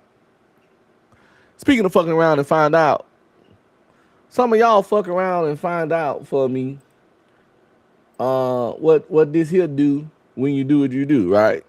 New tip from Unkby Streaming. Fuck around and find out what that Ko-fi link do.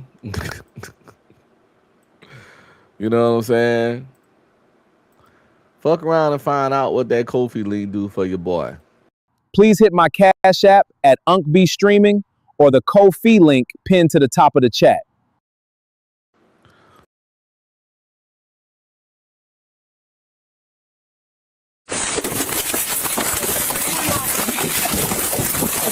Don't you fucking kick me! Bitch, don't fucking kick me. Put your hands behind your ass. Put your hands behind your back. 29-year-old Tijana Smith is pulled over for running a stop sign at high speed. From the very first second, she chooses the wrong path. You have your ID, ma'am? I don't. You I don't? just left from my friend's house. I don't. My purse is there. What's that? I said I don't. My purse is at my friend's house. Okay. All right, so you don't have any ID on you whatsoever? No, but I didn't run through no stop sign. Yeah, you did. I didn't. Okay. All right, what's your name? She refuses to identify herself, refuses to show ID, and immediately starts arguing with the officer. The tension is rising fast. What's your name, ma'am? Hello? What's your name? Hey, I'm talking to you. I hear you. Okay, you have to identify yourself. 1 second. No, this is not how that works. No, because you just pulled me over when I literally just parked. Okay. And I'm All right. pulling up to pick up my friend. Okay. I'm confused on why I even got. It's very simple. You just ran a stop sign, I okay? didn't, though. Yeah, you did. Okay. I need your name. Ma'am. Turn the car off, please. Thank you. You're welcome. 471, what was the female's name again? She's not complying. The officer repeatedly orders her to step out of the vehicle. She refuses, over and over. This is the moment everything starts to spiral out of control. Do it. Step out of the car. Do it. Step out of the car. Okay, step out of the car.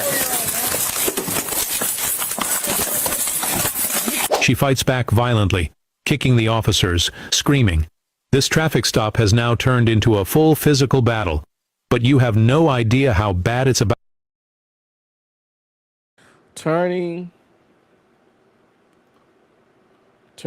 a ran stop sign into assaulting police officers, I would never, ever understand that goofy shit, yo. I would never. It's like, what the fuck can be going through your smooth ass brain to where you think this shit's going to end well? What the fuck are we really doing here, right?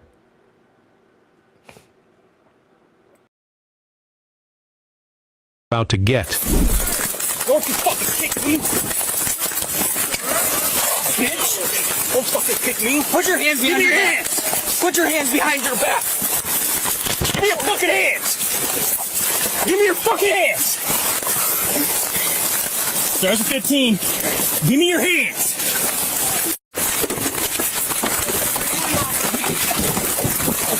Don't you fucking kick me! Bitch! Don't fucking kick me! Put your hands behind your hands! Put your hands behind your back! 29-year-old Tijana Smith is pulled over for running a stop sign at high speed. From the very first second, she chooses the wrong.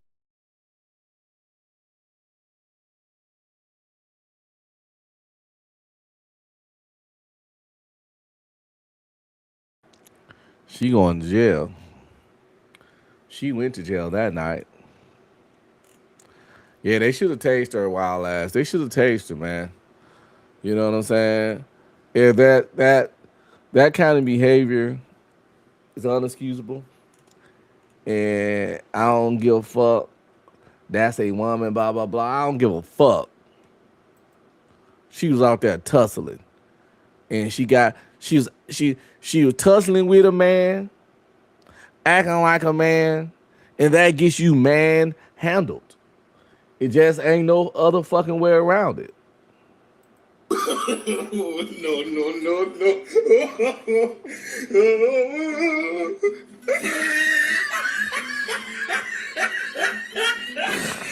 I don't know what her plans was that night, but she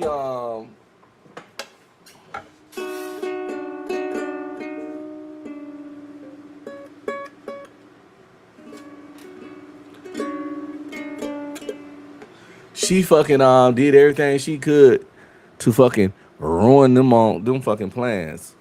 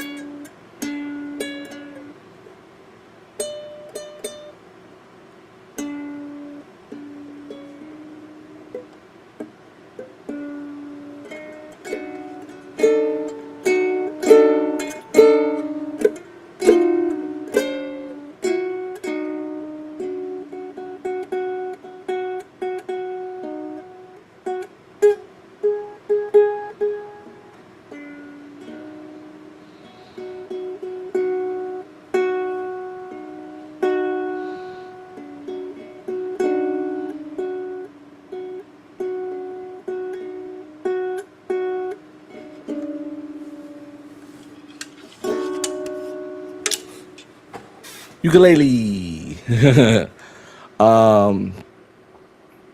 Where were we? I gotta retune it. Let's check out this one. I don't, like I said, I don't watch none of these in their entirety. Sometimes I be like, quick, say, okay, this might work. Let's see what we got here.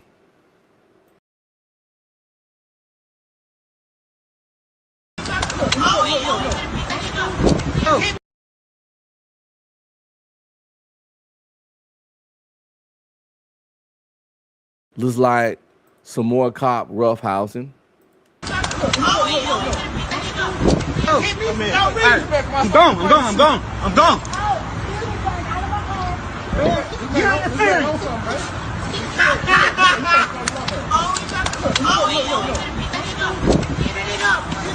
Get on. Hey.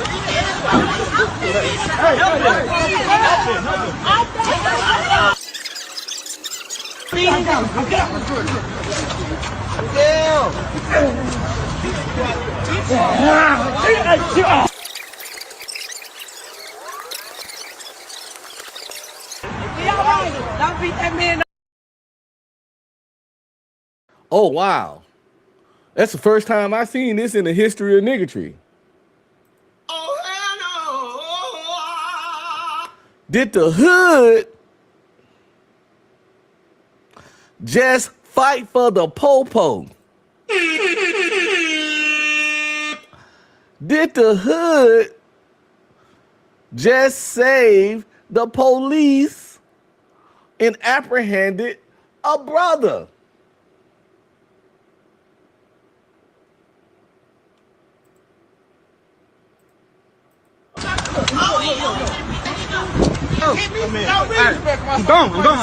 I'm gone.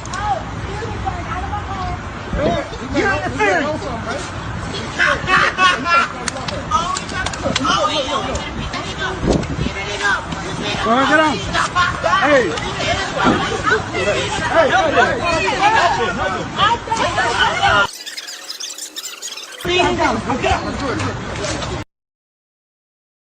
I don't know how I don't know what to say about this. I don't know how I feel about this. You know what I'm saying? I understand them stopping him from fucking up the cop, but they didn't have to. I don't get the whooping his ass part. They was whooping his ass too. Just get him off the cop, but you ain't had to whoop his ass too. It was a lot. It's a lot going on here. I ain't sure. They whooped his ass. They whooped his ass. They fought for the pigs. Listen. They whooped his ass. They whooped his ass. They put boot the ass. They whooped his ass. No, but they really did whoop his ass though.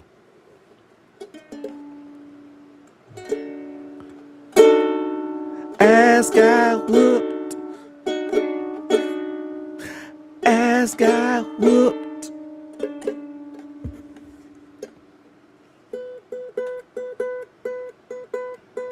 Ass got whooped. Ass got whooped. Ass got whooped. Yo. Maybe there was a sign of black fatigue from black people. Is this what black fatigue affecting black people looks like? Is this when black people, is this what it looks like when black people are fed up with pure, unsaturated niggatry? You know, because in the black community, they don't like 12. Are we so tired of niggatry? You know what? I'm going to salute that shit.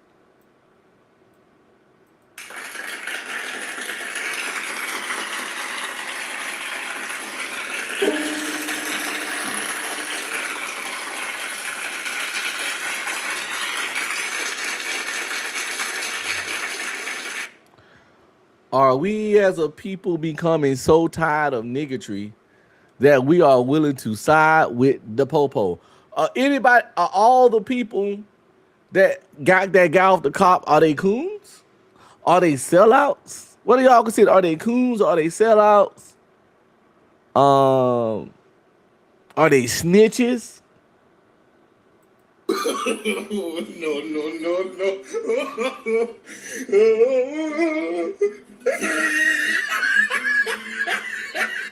Should they had a mind they fucking the business? Should they just got him off the cop and then just told him to run? That would have made them accessory to the crime, though. Should they just had a mind they fucking business? Or they might have saved his life from getting shot. When you think about it. Whatever it is, that nigga going to jail for sure. And that cop needs a partner. That cop don't never, ever, ever, ever, ever, ever, ever, ever, ever, ever, ever, ever, ever, ever, ever, ever, ever, ever need to go on a patrol without a partner that can fight. You can't make this shit up. You can't make this shit up. Because he ain't got no hands. That cop was fighting like he never had a fight for in his life.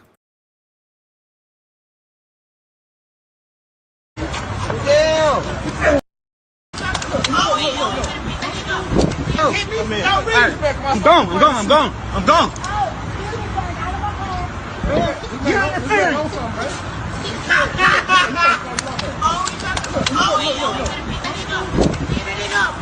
Go ahead, get on.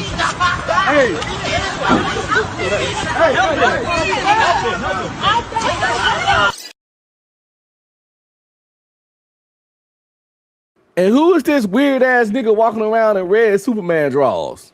Oh my God! Did y'all see this shit? Look at this shit. Who the fuck? Who mans is this? You can't make this shit up. You can't make this shit up.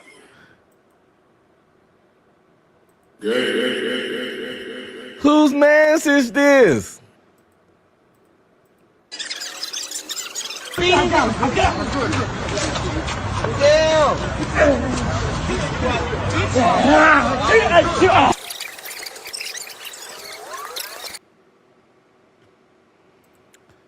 But that's enough of that one. Let's see what else we got here on this IG Insanity. Like I said, I just be clicking on shit. It says POV, you thought he was your sugar for the night and he add more bitches to the section. Let's see what's going on here. Let's see what these black queens got going on. You know, these are the chicks that the most educated, let them tell it. Don't want to go 50-50. Want a man with 6-pack and 6 figures. And generally like to, picks and choose and call people. Let's see what they got going on, man.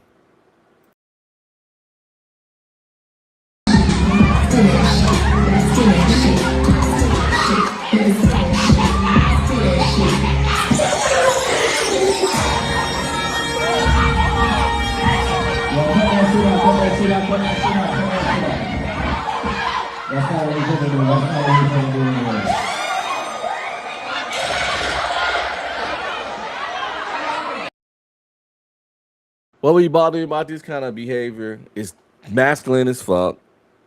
The way these, like, I get it. Every race of women fight, but I don't think no race of women fight as often, as viciously, as regularly as our sisters. And for all the people, well, the black man be fighting, they fucking men. Men war. Men fight. Been doing it since the beginning of the time. It's what we are designed to do. Women should defend themselves, of course, obviously. But we're seeing a step past defending yourself now. We're seeing a massive uptick and female hyper aggression, and it's getting the fuck out of hand. And the thing about it is not getting talked about enough. We understand men aggressive and men are violent. It's been getting talked about for centuries. And yes, it be rectified. But you know, violent men end up dead or in jail. We know that. And people know to look out and watch and be on, you know, be on the fucking swivel for male violence. But this shit here is going unchecked, undocumented, and not and being glazed over. Because when they do violence, it don't do as much damage. But we can't, just because you ineffective at violence don't mean you have don't have a violent nature. We have to look at the mindset that leads to grown ass adults. Some of these women in here probably got college degrees. Some of these women in here definitely got fucking children. And this is what we got going on.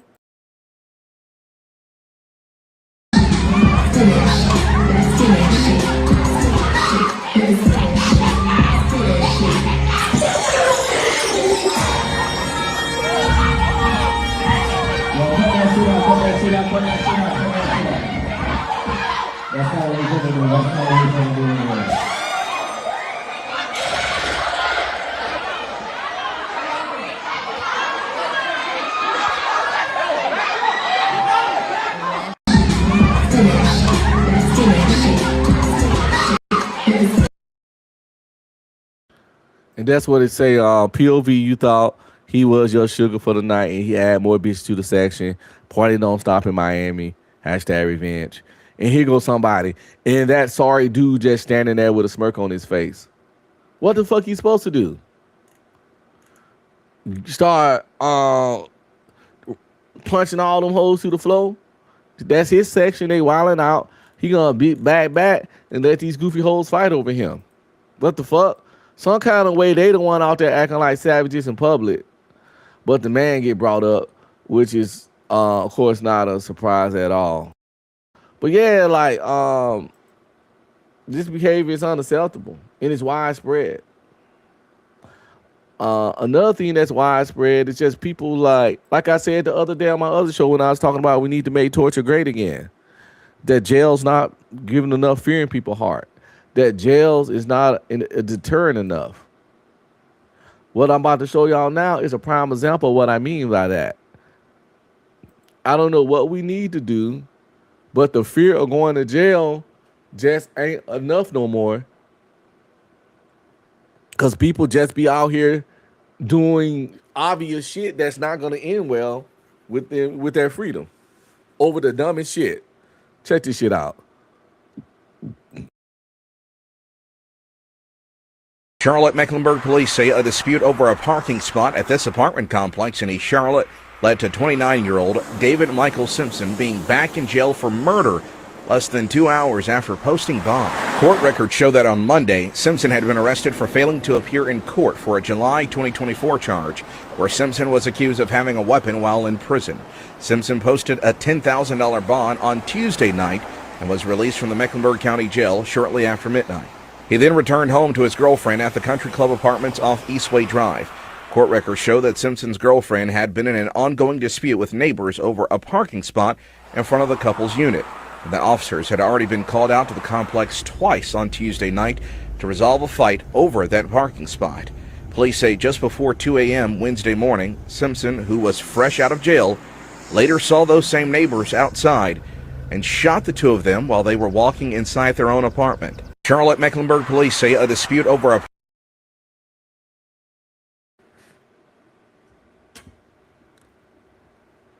90 minutes. It's movies longer than that.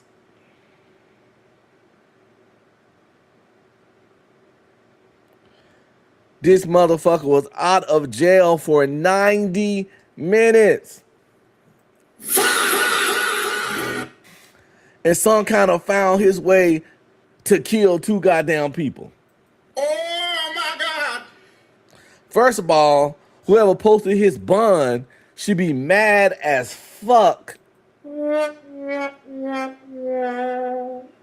Like, Nigma, I could have kept my goddamn money. What the hell? Fucking around with you. Your ass done got bunded out and back in jail before I finish a goddamn Tyler Perry movie. What the fuck, right? Insane. Crazy. Nuts.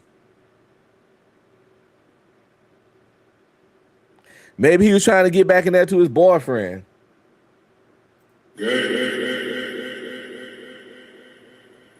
Oh my God!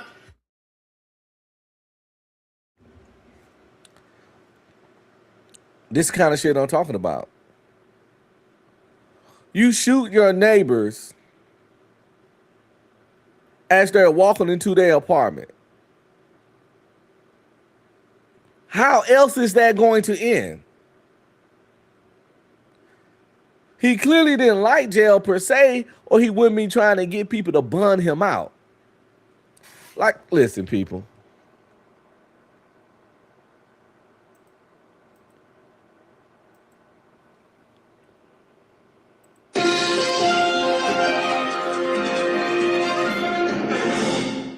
Tactical nuke incoming!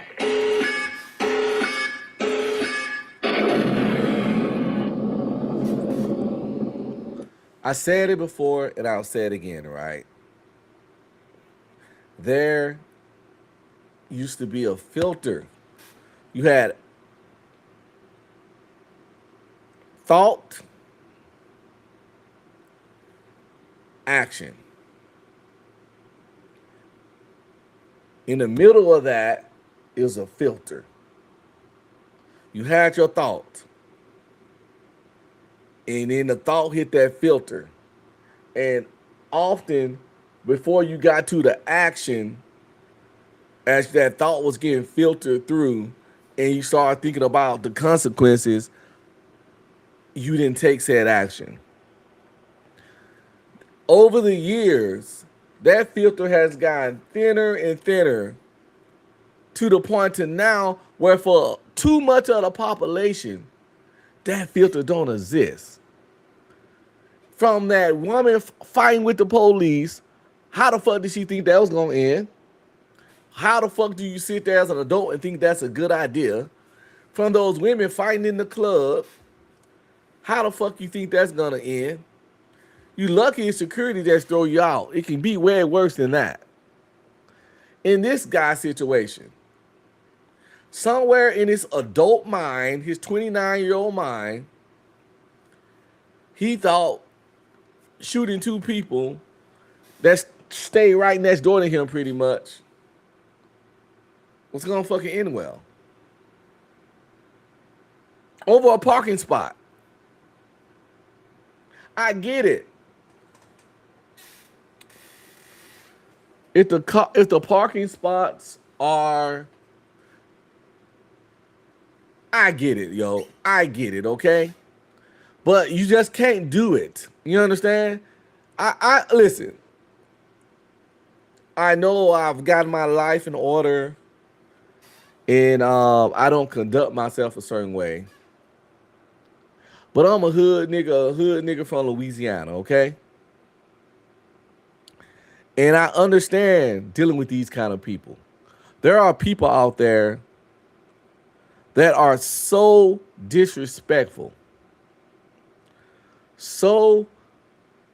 such habitual, disrespectful line crossers, where they would leave you no choice but to either kill them or let them punk you. And that's a fucked up situation. And you really gotta stay away from people like that, But it's hard to do when they live next door to you or you stay in a certain kind of community.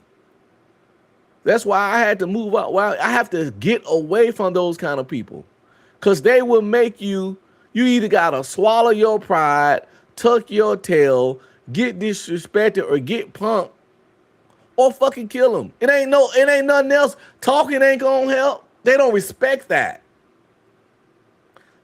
Fighting ain't gonna help. They'll just have, you have to just keep fighting them. It's people out there that only is respect and understand extreme fucking violence. And you only got two choices with them. Don't deal with them or do that violence, because nothing else gonna work. So when they disrespect you, you gotta fucking tuck your tail and walk away just to keep your fucking freedom.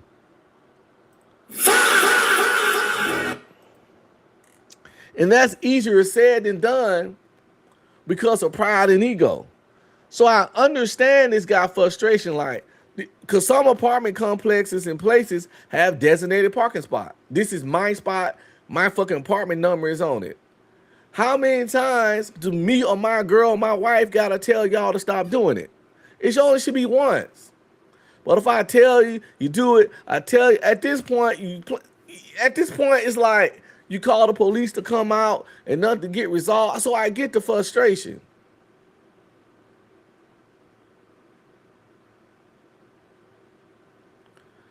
MF Best says, stop it. Stop saying, I understand. You cannot do this BS no matter what weird disrespect street law. Listen, I'm not going to stop because I do understand. Just because I understand don't mean I think it's okay. Just like if somebody grape your fucking wife or your child, I understand eliminating that motherfucker expeditiously. But I understand you cannot, because your ass is going to prison. But in my case, I'm going to do it. But I'm going to be okay. I'm going to serve that time with a smile on my motherfucking face. And if another father or husband do it, I understand. But I also understand that's not the legal route. So I understand dealing with the kind of people that this guy probably had to deal with. And when, like I say, these people will leave you no choice. See, if you ain't dealt with these kind of people, you wouldn't understand. You feel me? You wouldn't understand. But it's people out there that will leave you no fucking choice but to either constantly be their bitch. And by the way, once they see that you're willing to be their bitch in order to avoid confrontation, they're going to keep on escalating that shit. You get them an inch, they gonna take a mile on your bitch ass. They see they can punk you about a parking spot. They might see you walking out your apartment with your bitch and slap her right on her booty in your face because they know you're a confrontation avoiding ass nigga. Oh my God. They gonna keep trying you to see what would it take for you to do something back. Is the shit right? Hell no. Is something wrong with them kind of people? Fuck yeah. But you gotta understand, those kind of people exist. Those kind of people walks amongst us. Those kind of people are grown ass adults.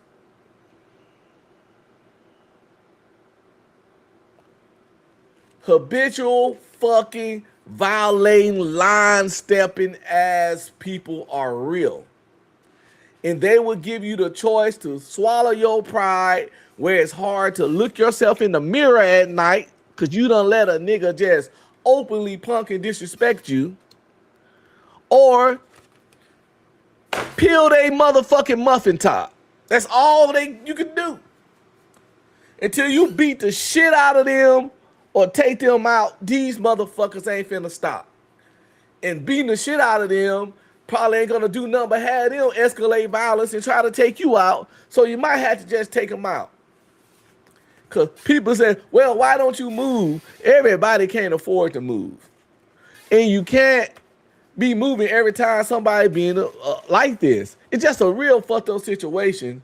That's why it's best to get your life in order so you don't have to live around people that live the kind of life where they get pleasure out of invoking.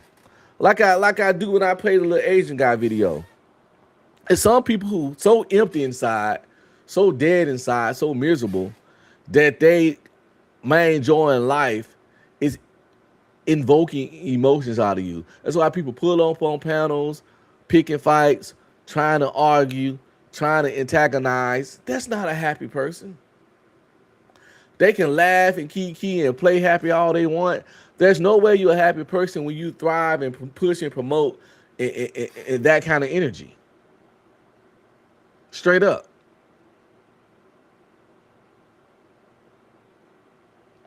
Straight up. If you only think of panels entertaining when people going at it, you have to look in the mirror and look at yourself.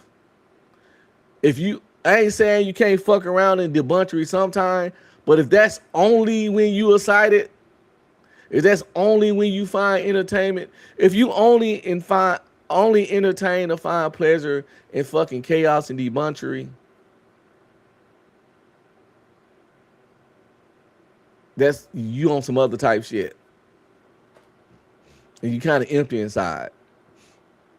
Cause why can't you find excitement, entertainment, inspiration in positive things, in learning things, in intellectual conversation, in thought-provoking conversations, things like that, in reflection.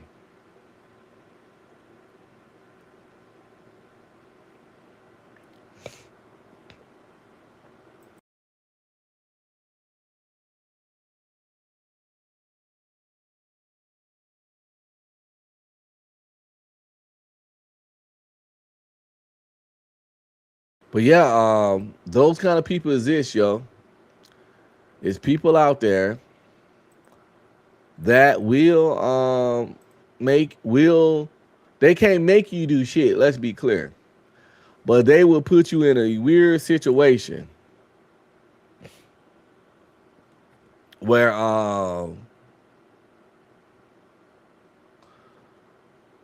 you gotta fucking you gotta do something to them.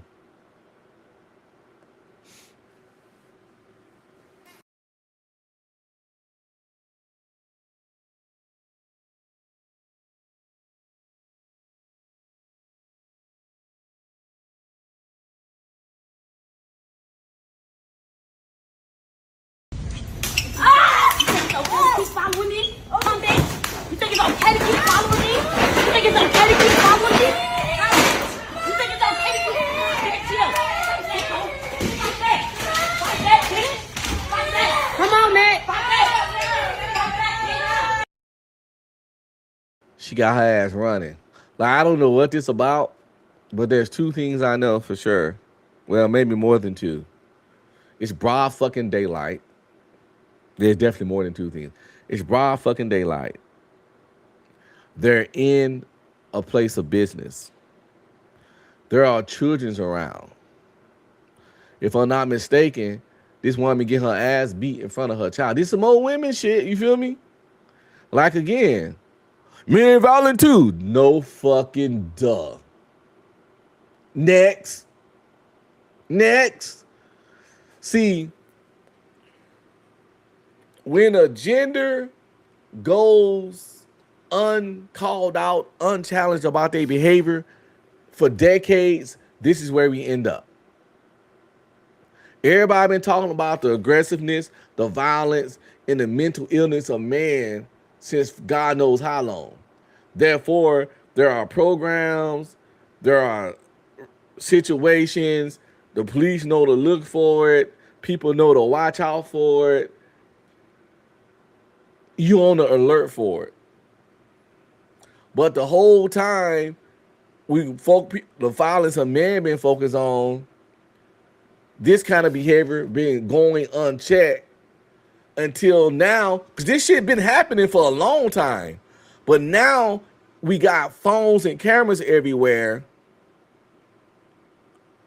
so it's getting caught. That's why people like, men are the most violent. No, men are the most strongest, therefore the most effective at violence. But I could go far to say women are just as violent as men, if not more so. Then I can cite how in lesbian relationships, they had the highest domestic violence rates out of any pairing. When it's a man with a woman, when it was a man with a man. And then you got a woman with a woman.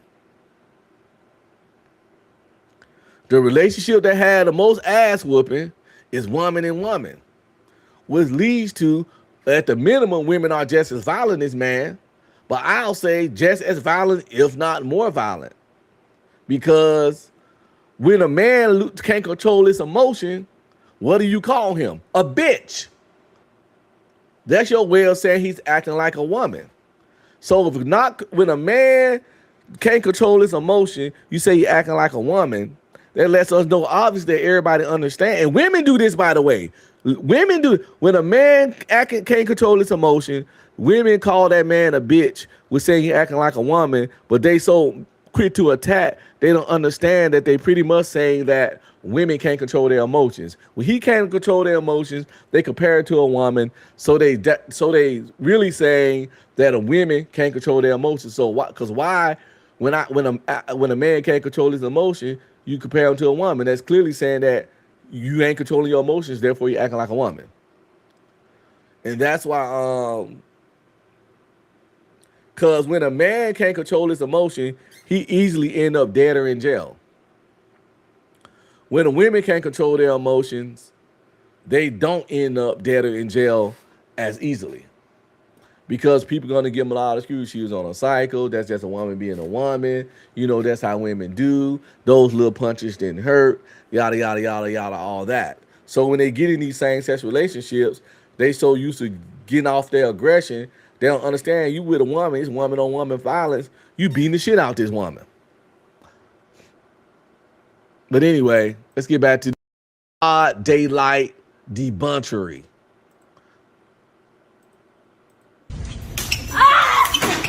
Following me? Come back. You think it's okay to keep following me? You think it's okay to keep following me?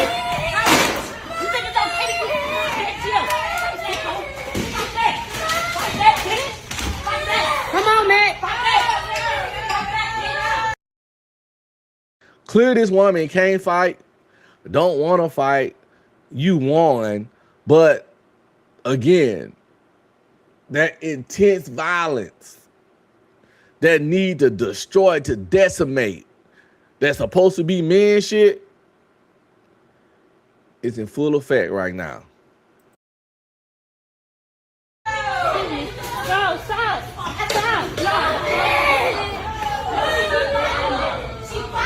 Okay. No more. Now get that to the courts. Oh, I will. What the fuck? Is this your... Where's my daughter? I already beat you, bitch. Bye. Come on, bitch. I beat you. Where my daughter? This woman done got a whooping in front of her daughter. Crazy. Yeah, she said fight back. So she knew the woman wasn't fighting back.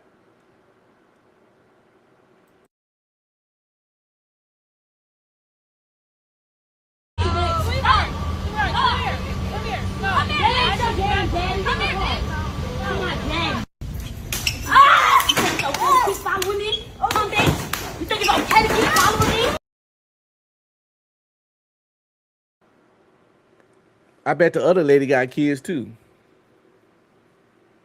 Broad daylight, tearing up the store, assaulting the fuck out of somebody, chasing somebody down and continuing to assault them when they clearly don't want none. Tearing up shit. Shit, wow.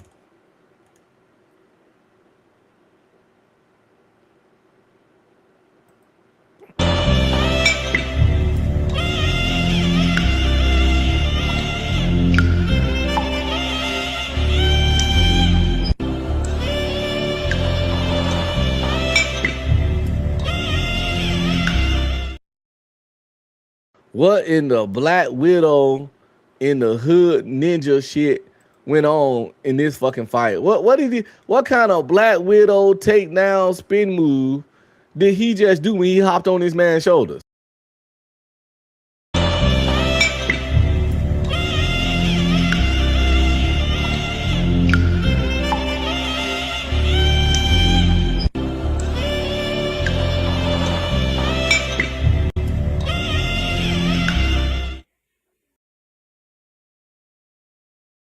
I can't tell if they're at the airport or the mall, but it's definitely a public space. Let's see what other nigga trees going on real quick before we get out of here. Oh, no. Oh, shit.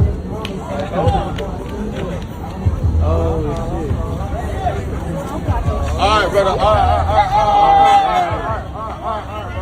brother. Oh, shit. That shit crazy.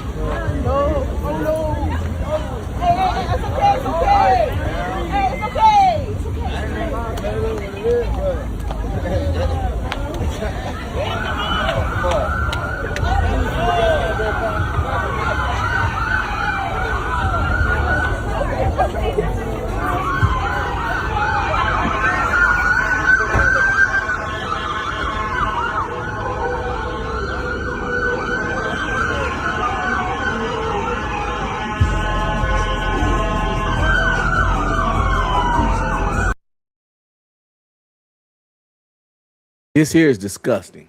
This is deplorable. You know what I'm saying? And this is what I be talking about.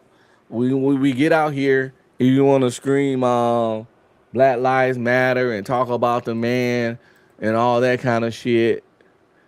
But we try to beat each other near death. That man had won that fight 5 punches to go. And then the kicks to the head and all that shit. You done turn your assault into fucking attempted murder with your goofy ass. If somebody unconscious like that and on the ground and you kick him in the head with all your might, you can, at the minimum, you can get attempted manslaughter. Straight up. Oh, no.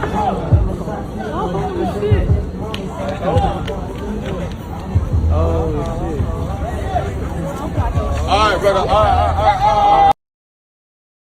And try to stop them. They were like, all right, brother, all right, you done won. You done fucking won.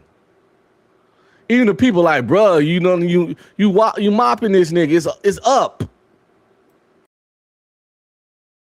Oh, kept going.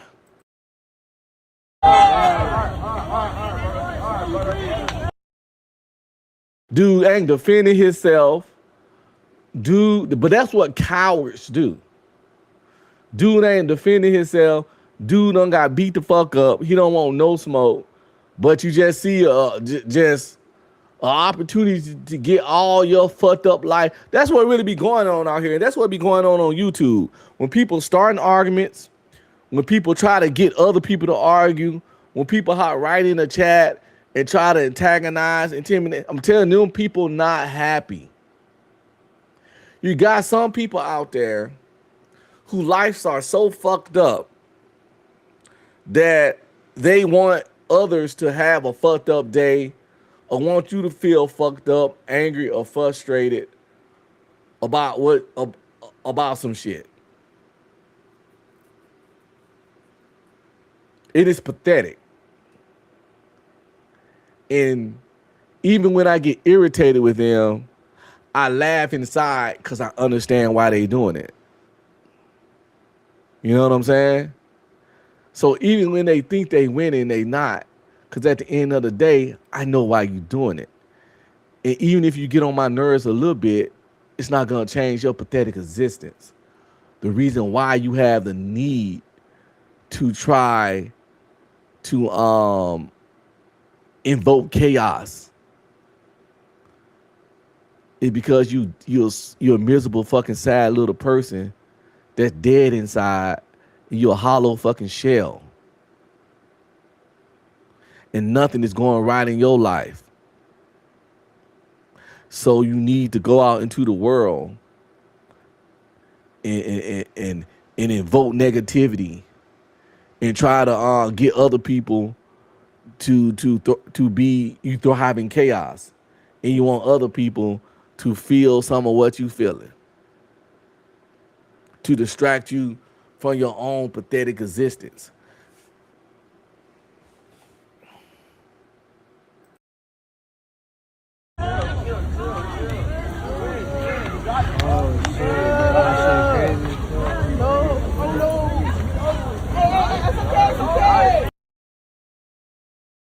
Two kids, they try to stop him again. Hey, it's okay, it's okay.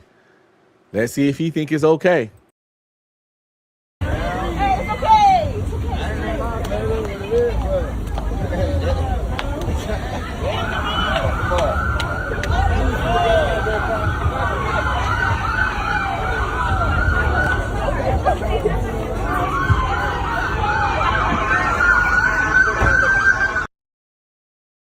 And police come, everybody wants all scattering.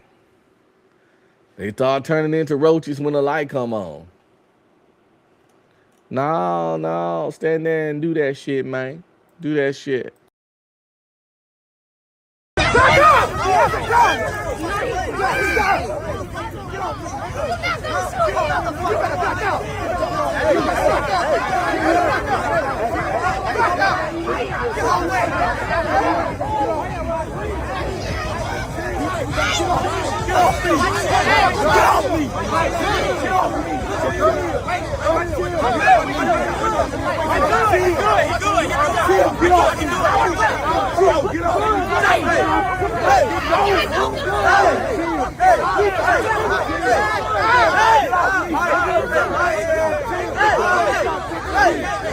Back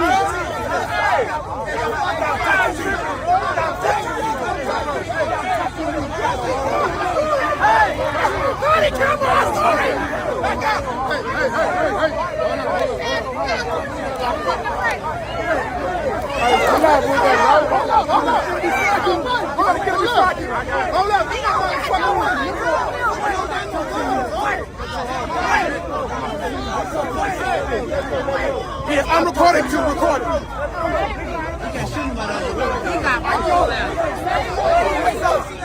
What's up, nigga?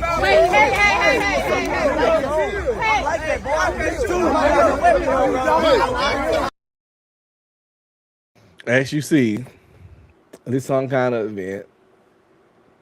There's armed security. It's chaos going on. The security trying to do their job and get things in order. And these Negroes acting like they bulletproof. You'll swear that you swear these motherfuckers was Viltrumites.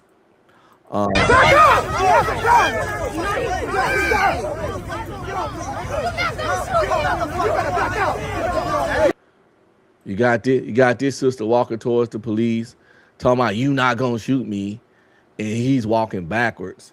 And this, listen, if some motherfucker do shit like this, and then once you get your goofy ass popped,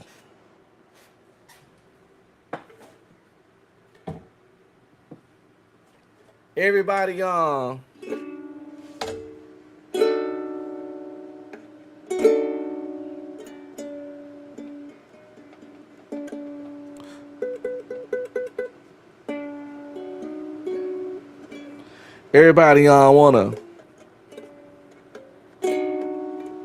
do sad, talk about how a great person you are and you never done nothing to anybody. And you never did anything to anybody. And how you go to church every Sunday. And how they could have just tased you. He didn't do nothing. He didn't do nothing. He didn't have to shoot. Those security guards were surrounded, outnumbered, and had all the rights to feel threatened in that particular situation. Last before we get out of here, let's check this shit out. This shit is wild. It's insane this story's not being covered on YouTube, but I know why, and y'all gonna know why in a minute. Why it's not being covered. Police are looking for a woman accused of hiding her teenage boyfriend, the same boy who shot her in the face. Police say 31-year-old Charletria Thomas lied to officers about knowing where the 15-year-old was and then drove him to Mississippi. A Mississippi trooper stopped the car December 31st and arrested the teen on charges including attempted second-degree murder and armed robbery. Thomas now faces a warrant for accessory after the fact. Police are looking for a woman accused of hiding her teenage boyfriend, the same boy who shot her in the face. Police say 31-year-old Charletria Thomas lied to officers about knowing where the 15-year-old was and then drove him to Mississippi. A Mississippi trooper stopped the car December 31st.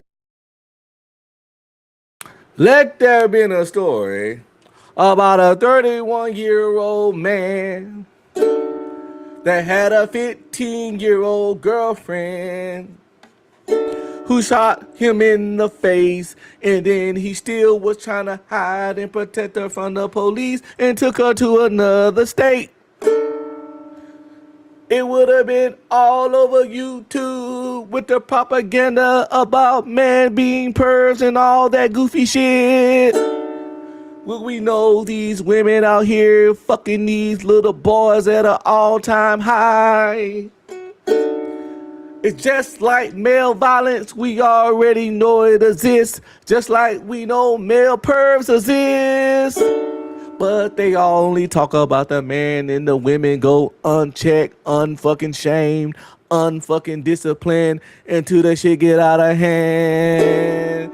And just like female violence, the shit is happening at an all-time high. They out here fucking the fuck out of these kids. I see stories every week and it's fucking insane. And y'all know I'm not fucking lying. You don't even have to go looking for this shit. Just be on IG. This shit is happening.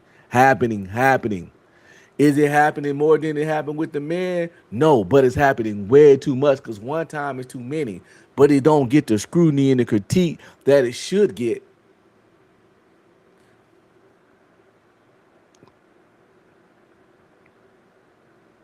This case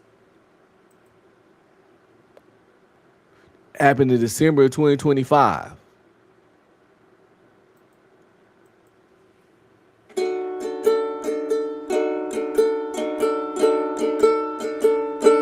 Where are all the theme pieces?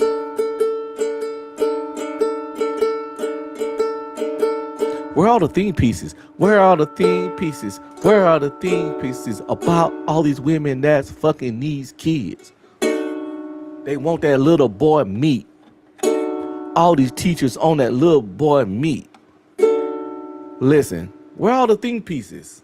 Where are all the fucking social justice warriors? Where are the long 8-hour shows that's cataloging all the stories about? See, I can't do it because I'll be a man-hating, Unc B streaming, red pill, yada, yada, yada. All it's going to be is what about it? We know about the men. They some fucking pervs, they pedos, they get handled and dealt with in jail. They get dealt with on the street. We've been fucking busting these motherfucking kind of freaky ass nigga heads for centuries. These niggas is not like us. These niggas ain't motherfucking welcome. So why even bring them up? But let's talk about all the chicks out here, the teachers and shit that's freaking on you. And we ain't gonna start with the gay teachers that be turning out little girls left and right. We ain't gonna talk about the level of grooming that gay women be doing to fucking girls. It get all glazed over, yo. Fuck around and find out, mess with my goddamn daughter. I kick a bitch straight in her pussy.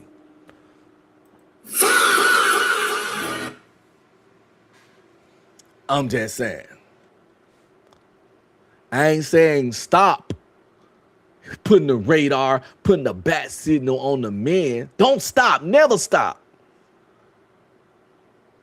But it's other monsters out there. It's some predators out there with titties and vaginas. And it ain't getting the coverage that it's supposed to have. And y'all know I ain't fucking lying and I ain't fucking exaggerating.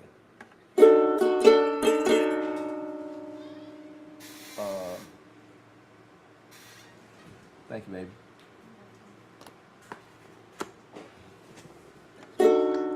My wife brought me dinner and right on time because I'm at the 3-hour mark. What she get me? Oh, Mediterranean food. Hell yeah.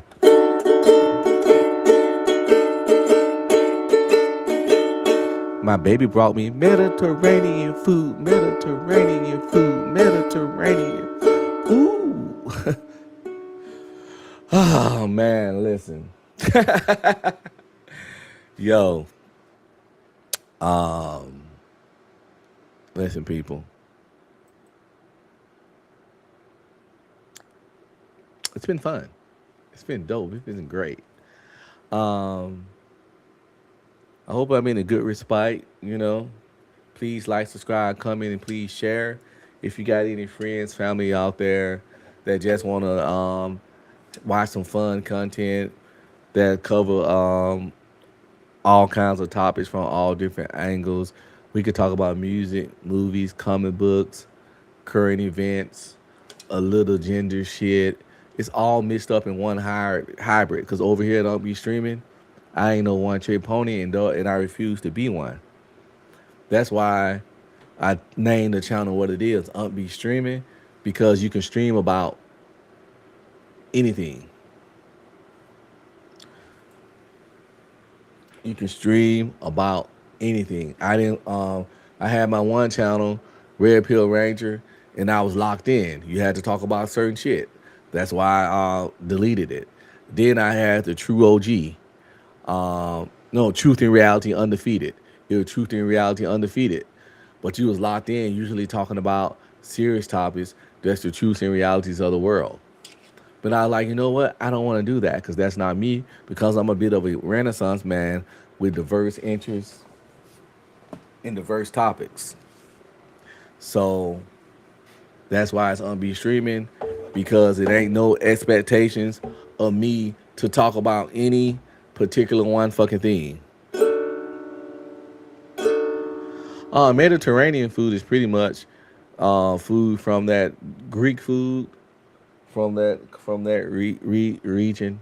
It's a specific fucking diet that consists of specific ingredients, you know, lamb and just different.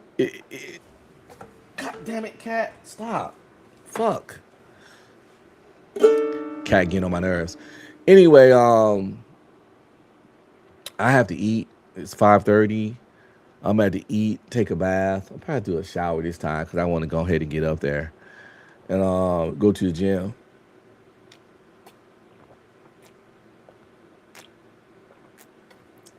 All right.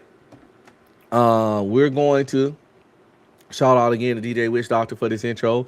If you're a content creator, want to be a content creator, and want an intro song for your channel based on a song that already exists, or a new version of a song that already exists that you can use without copyright problems, or you want a song that's original for your channel, hit up DJ Witch Doctor over there on Not For Humans, or DJ Witch Doctor on IG. If you know me, you probably know him. If you don't know him, you know what I'm saying, go look at my my video I posted for this intro that I'm about to play, and you'll see all his links right there. So I said that to say, because we about to play this outro, visuals by me, sung by Little Duval, but bandit version by DJ Witch Doctor. And we're going to get on up out of here.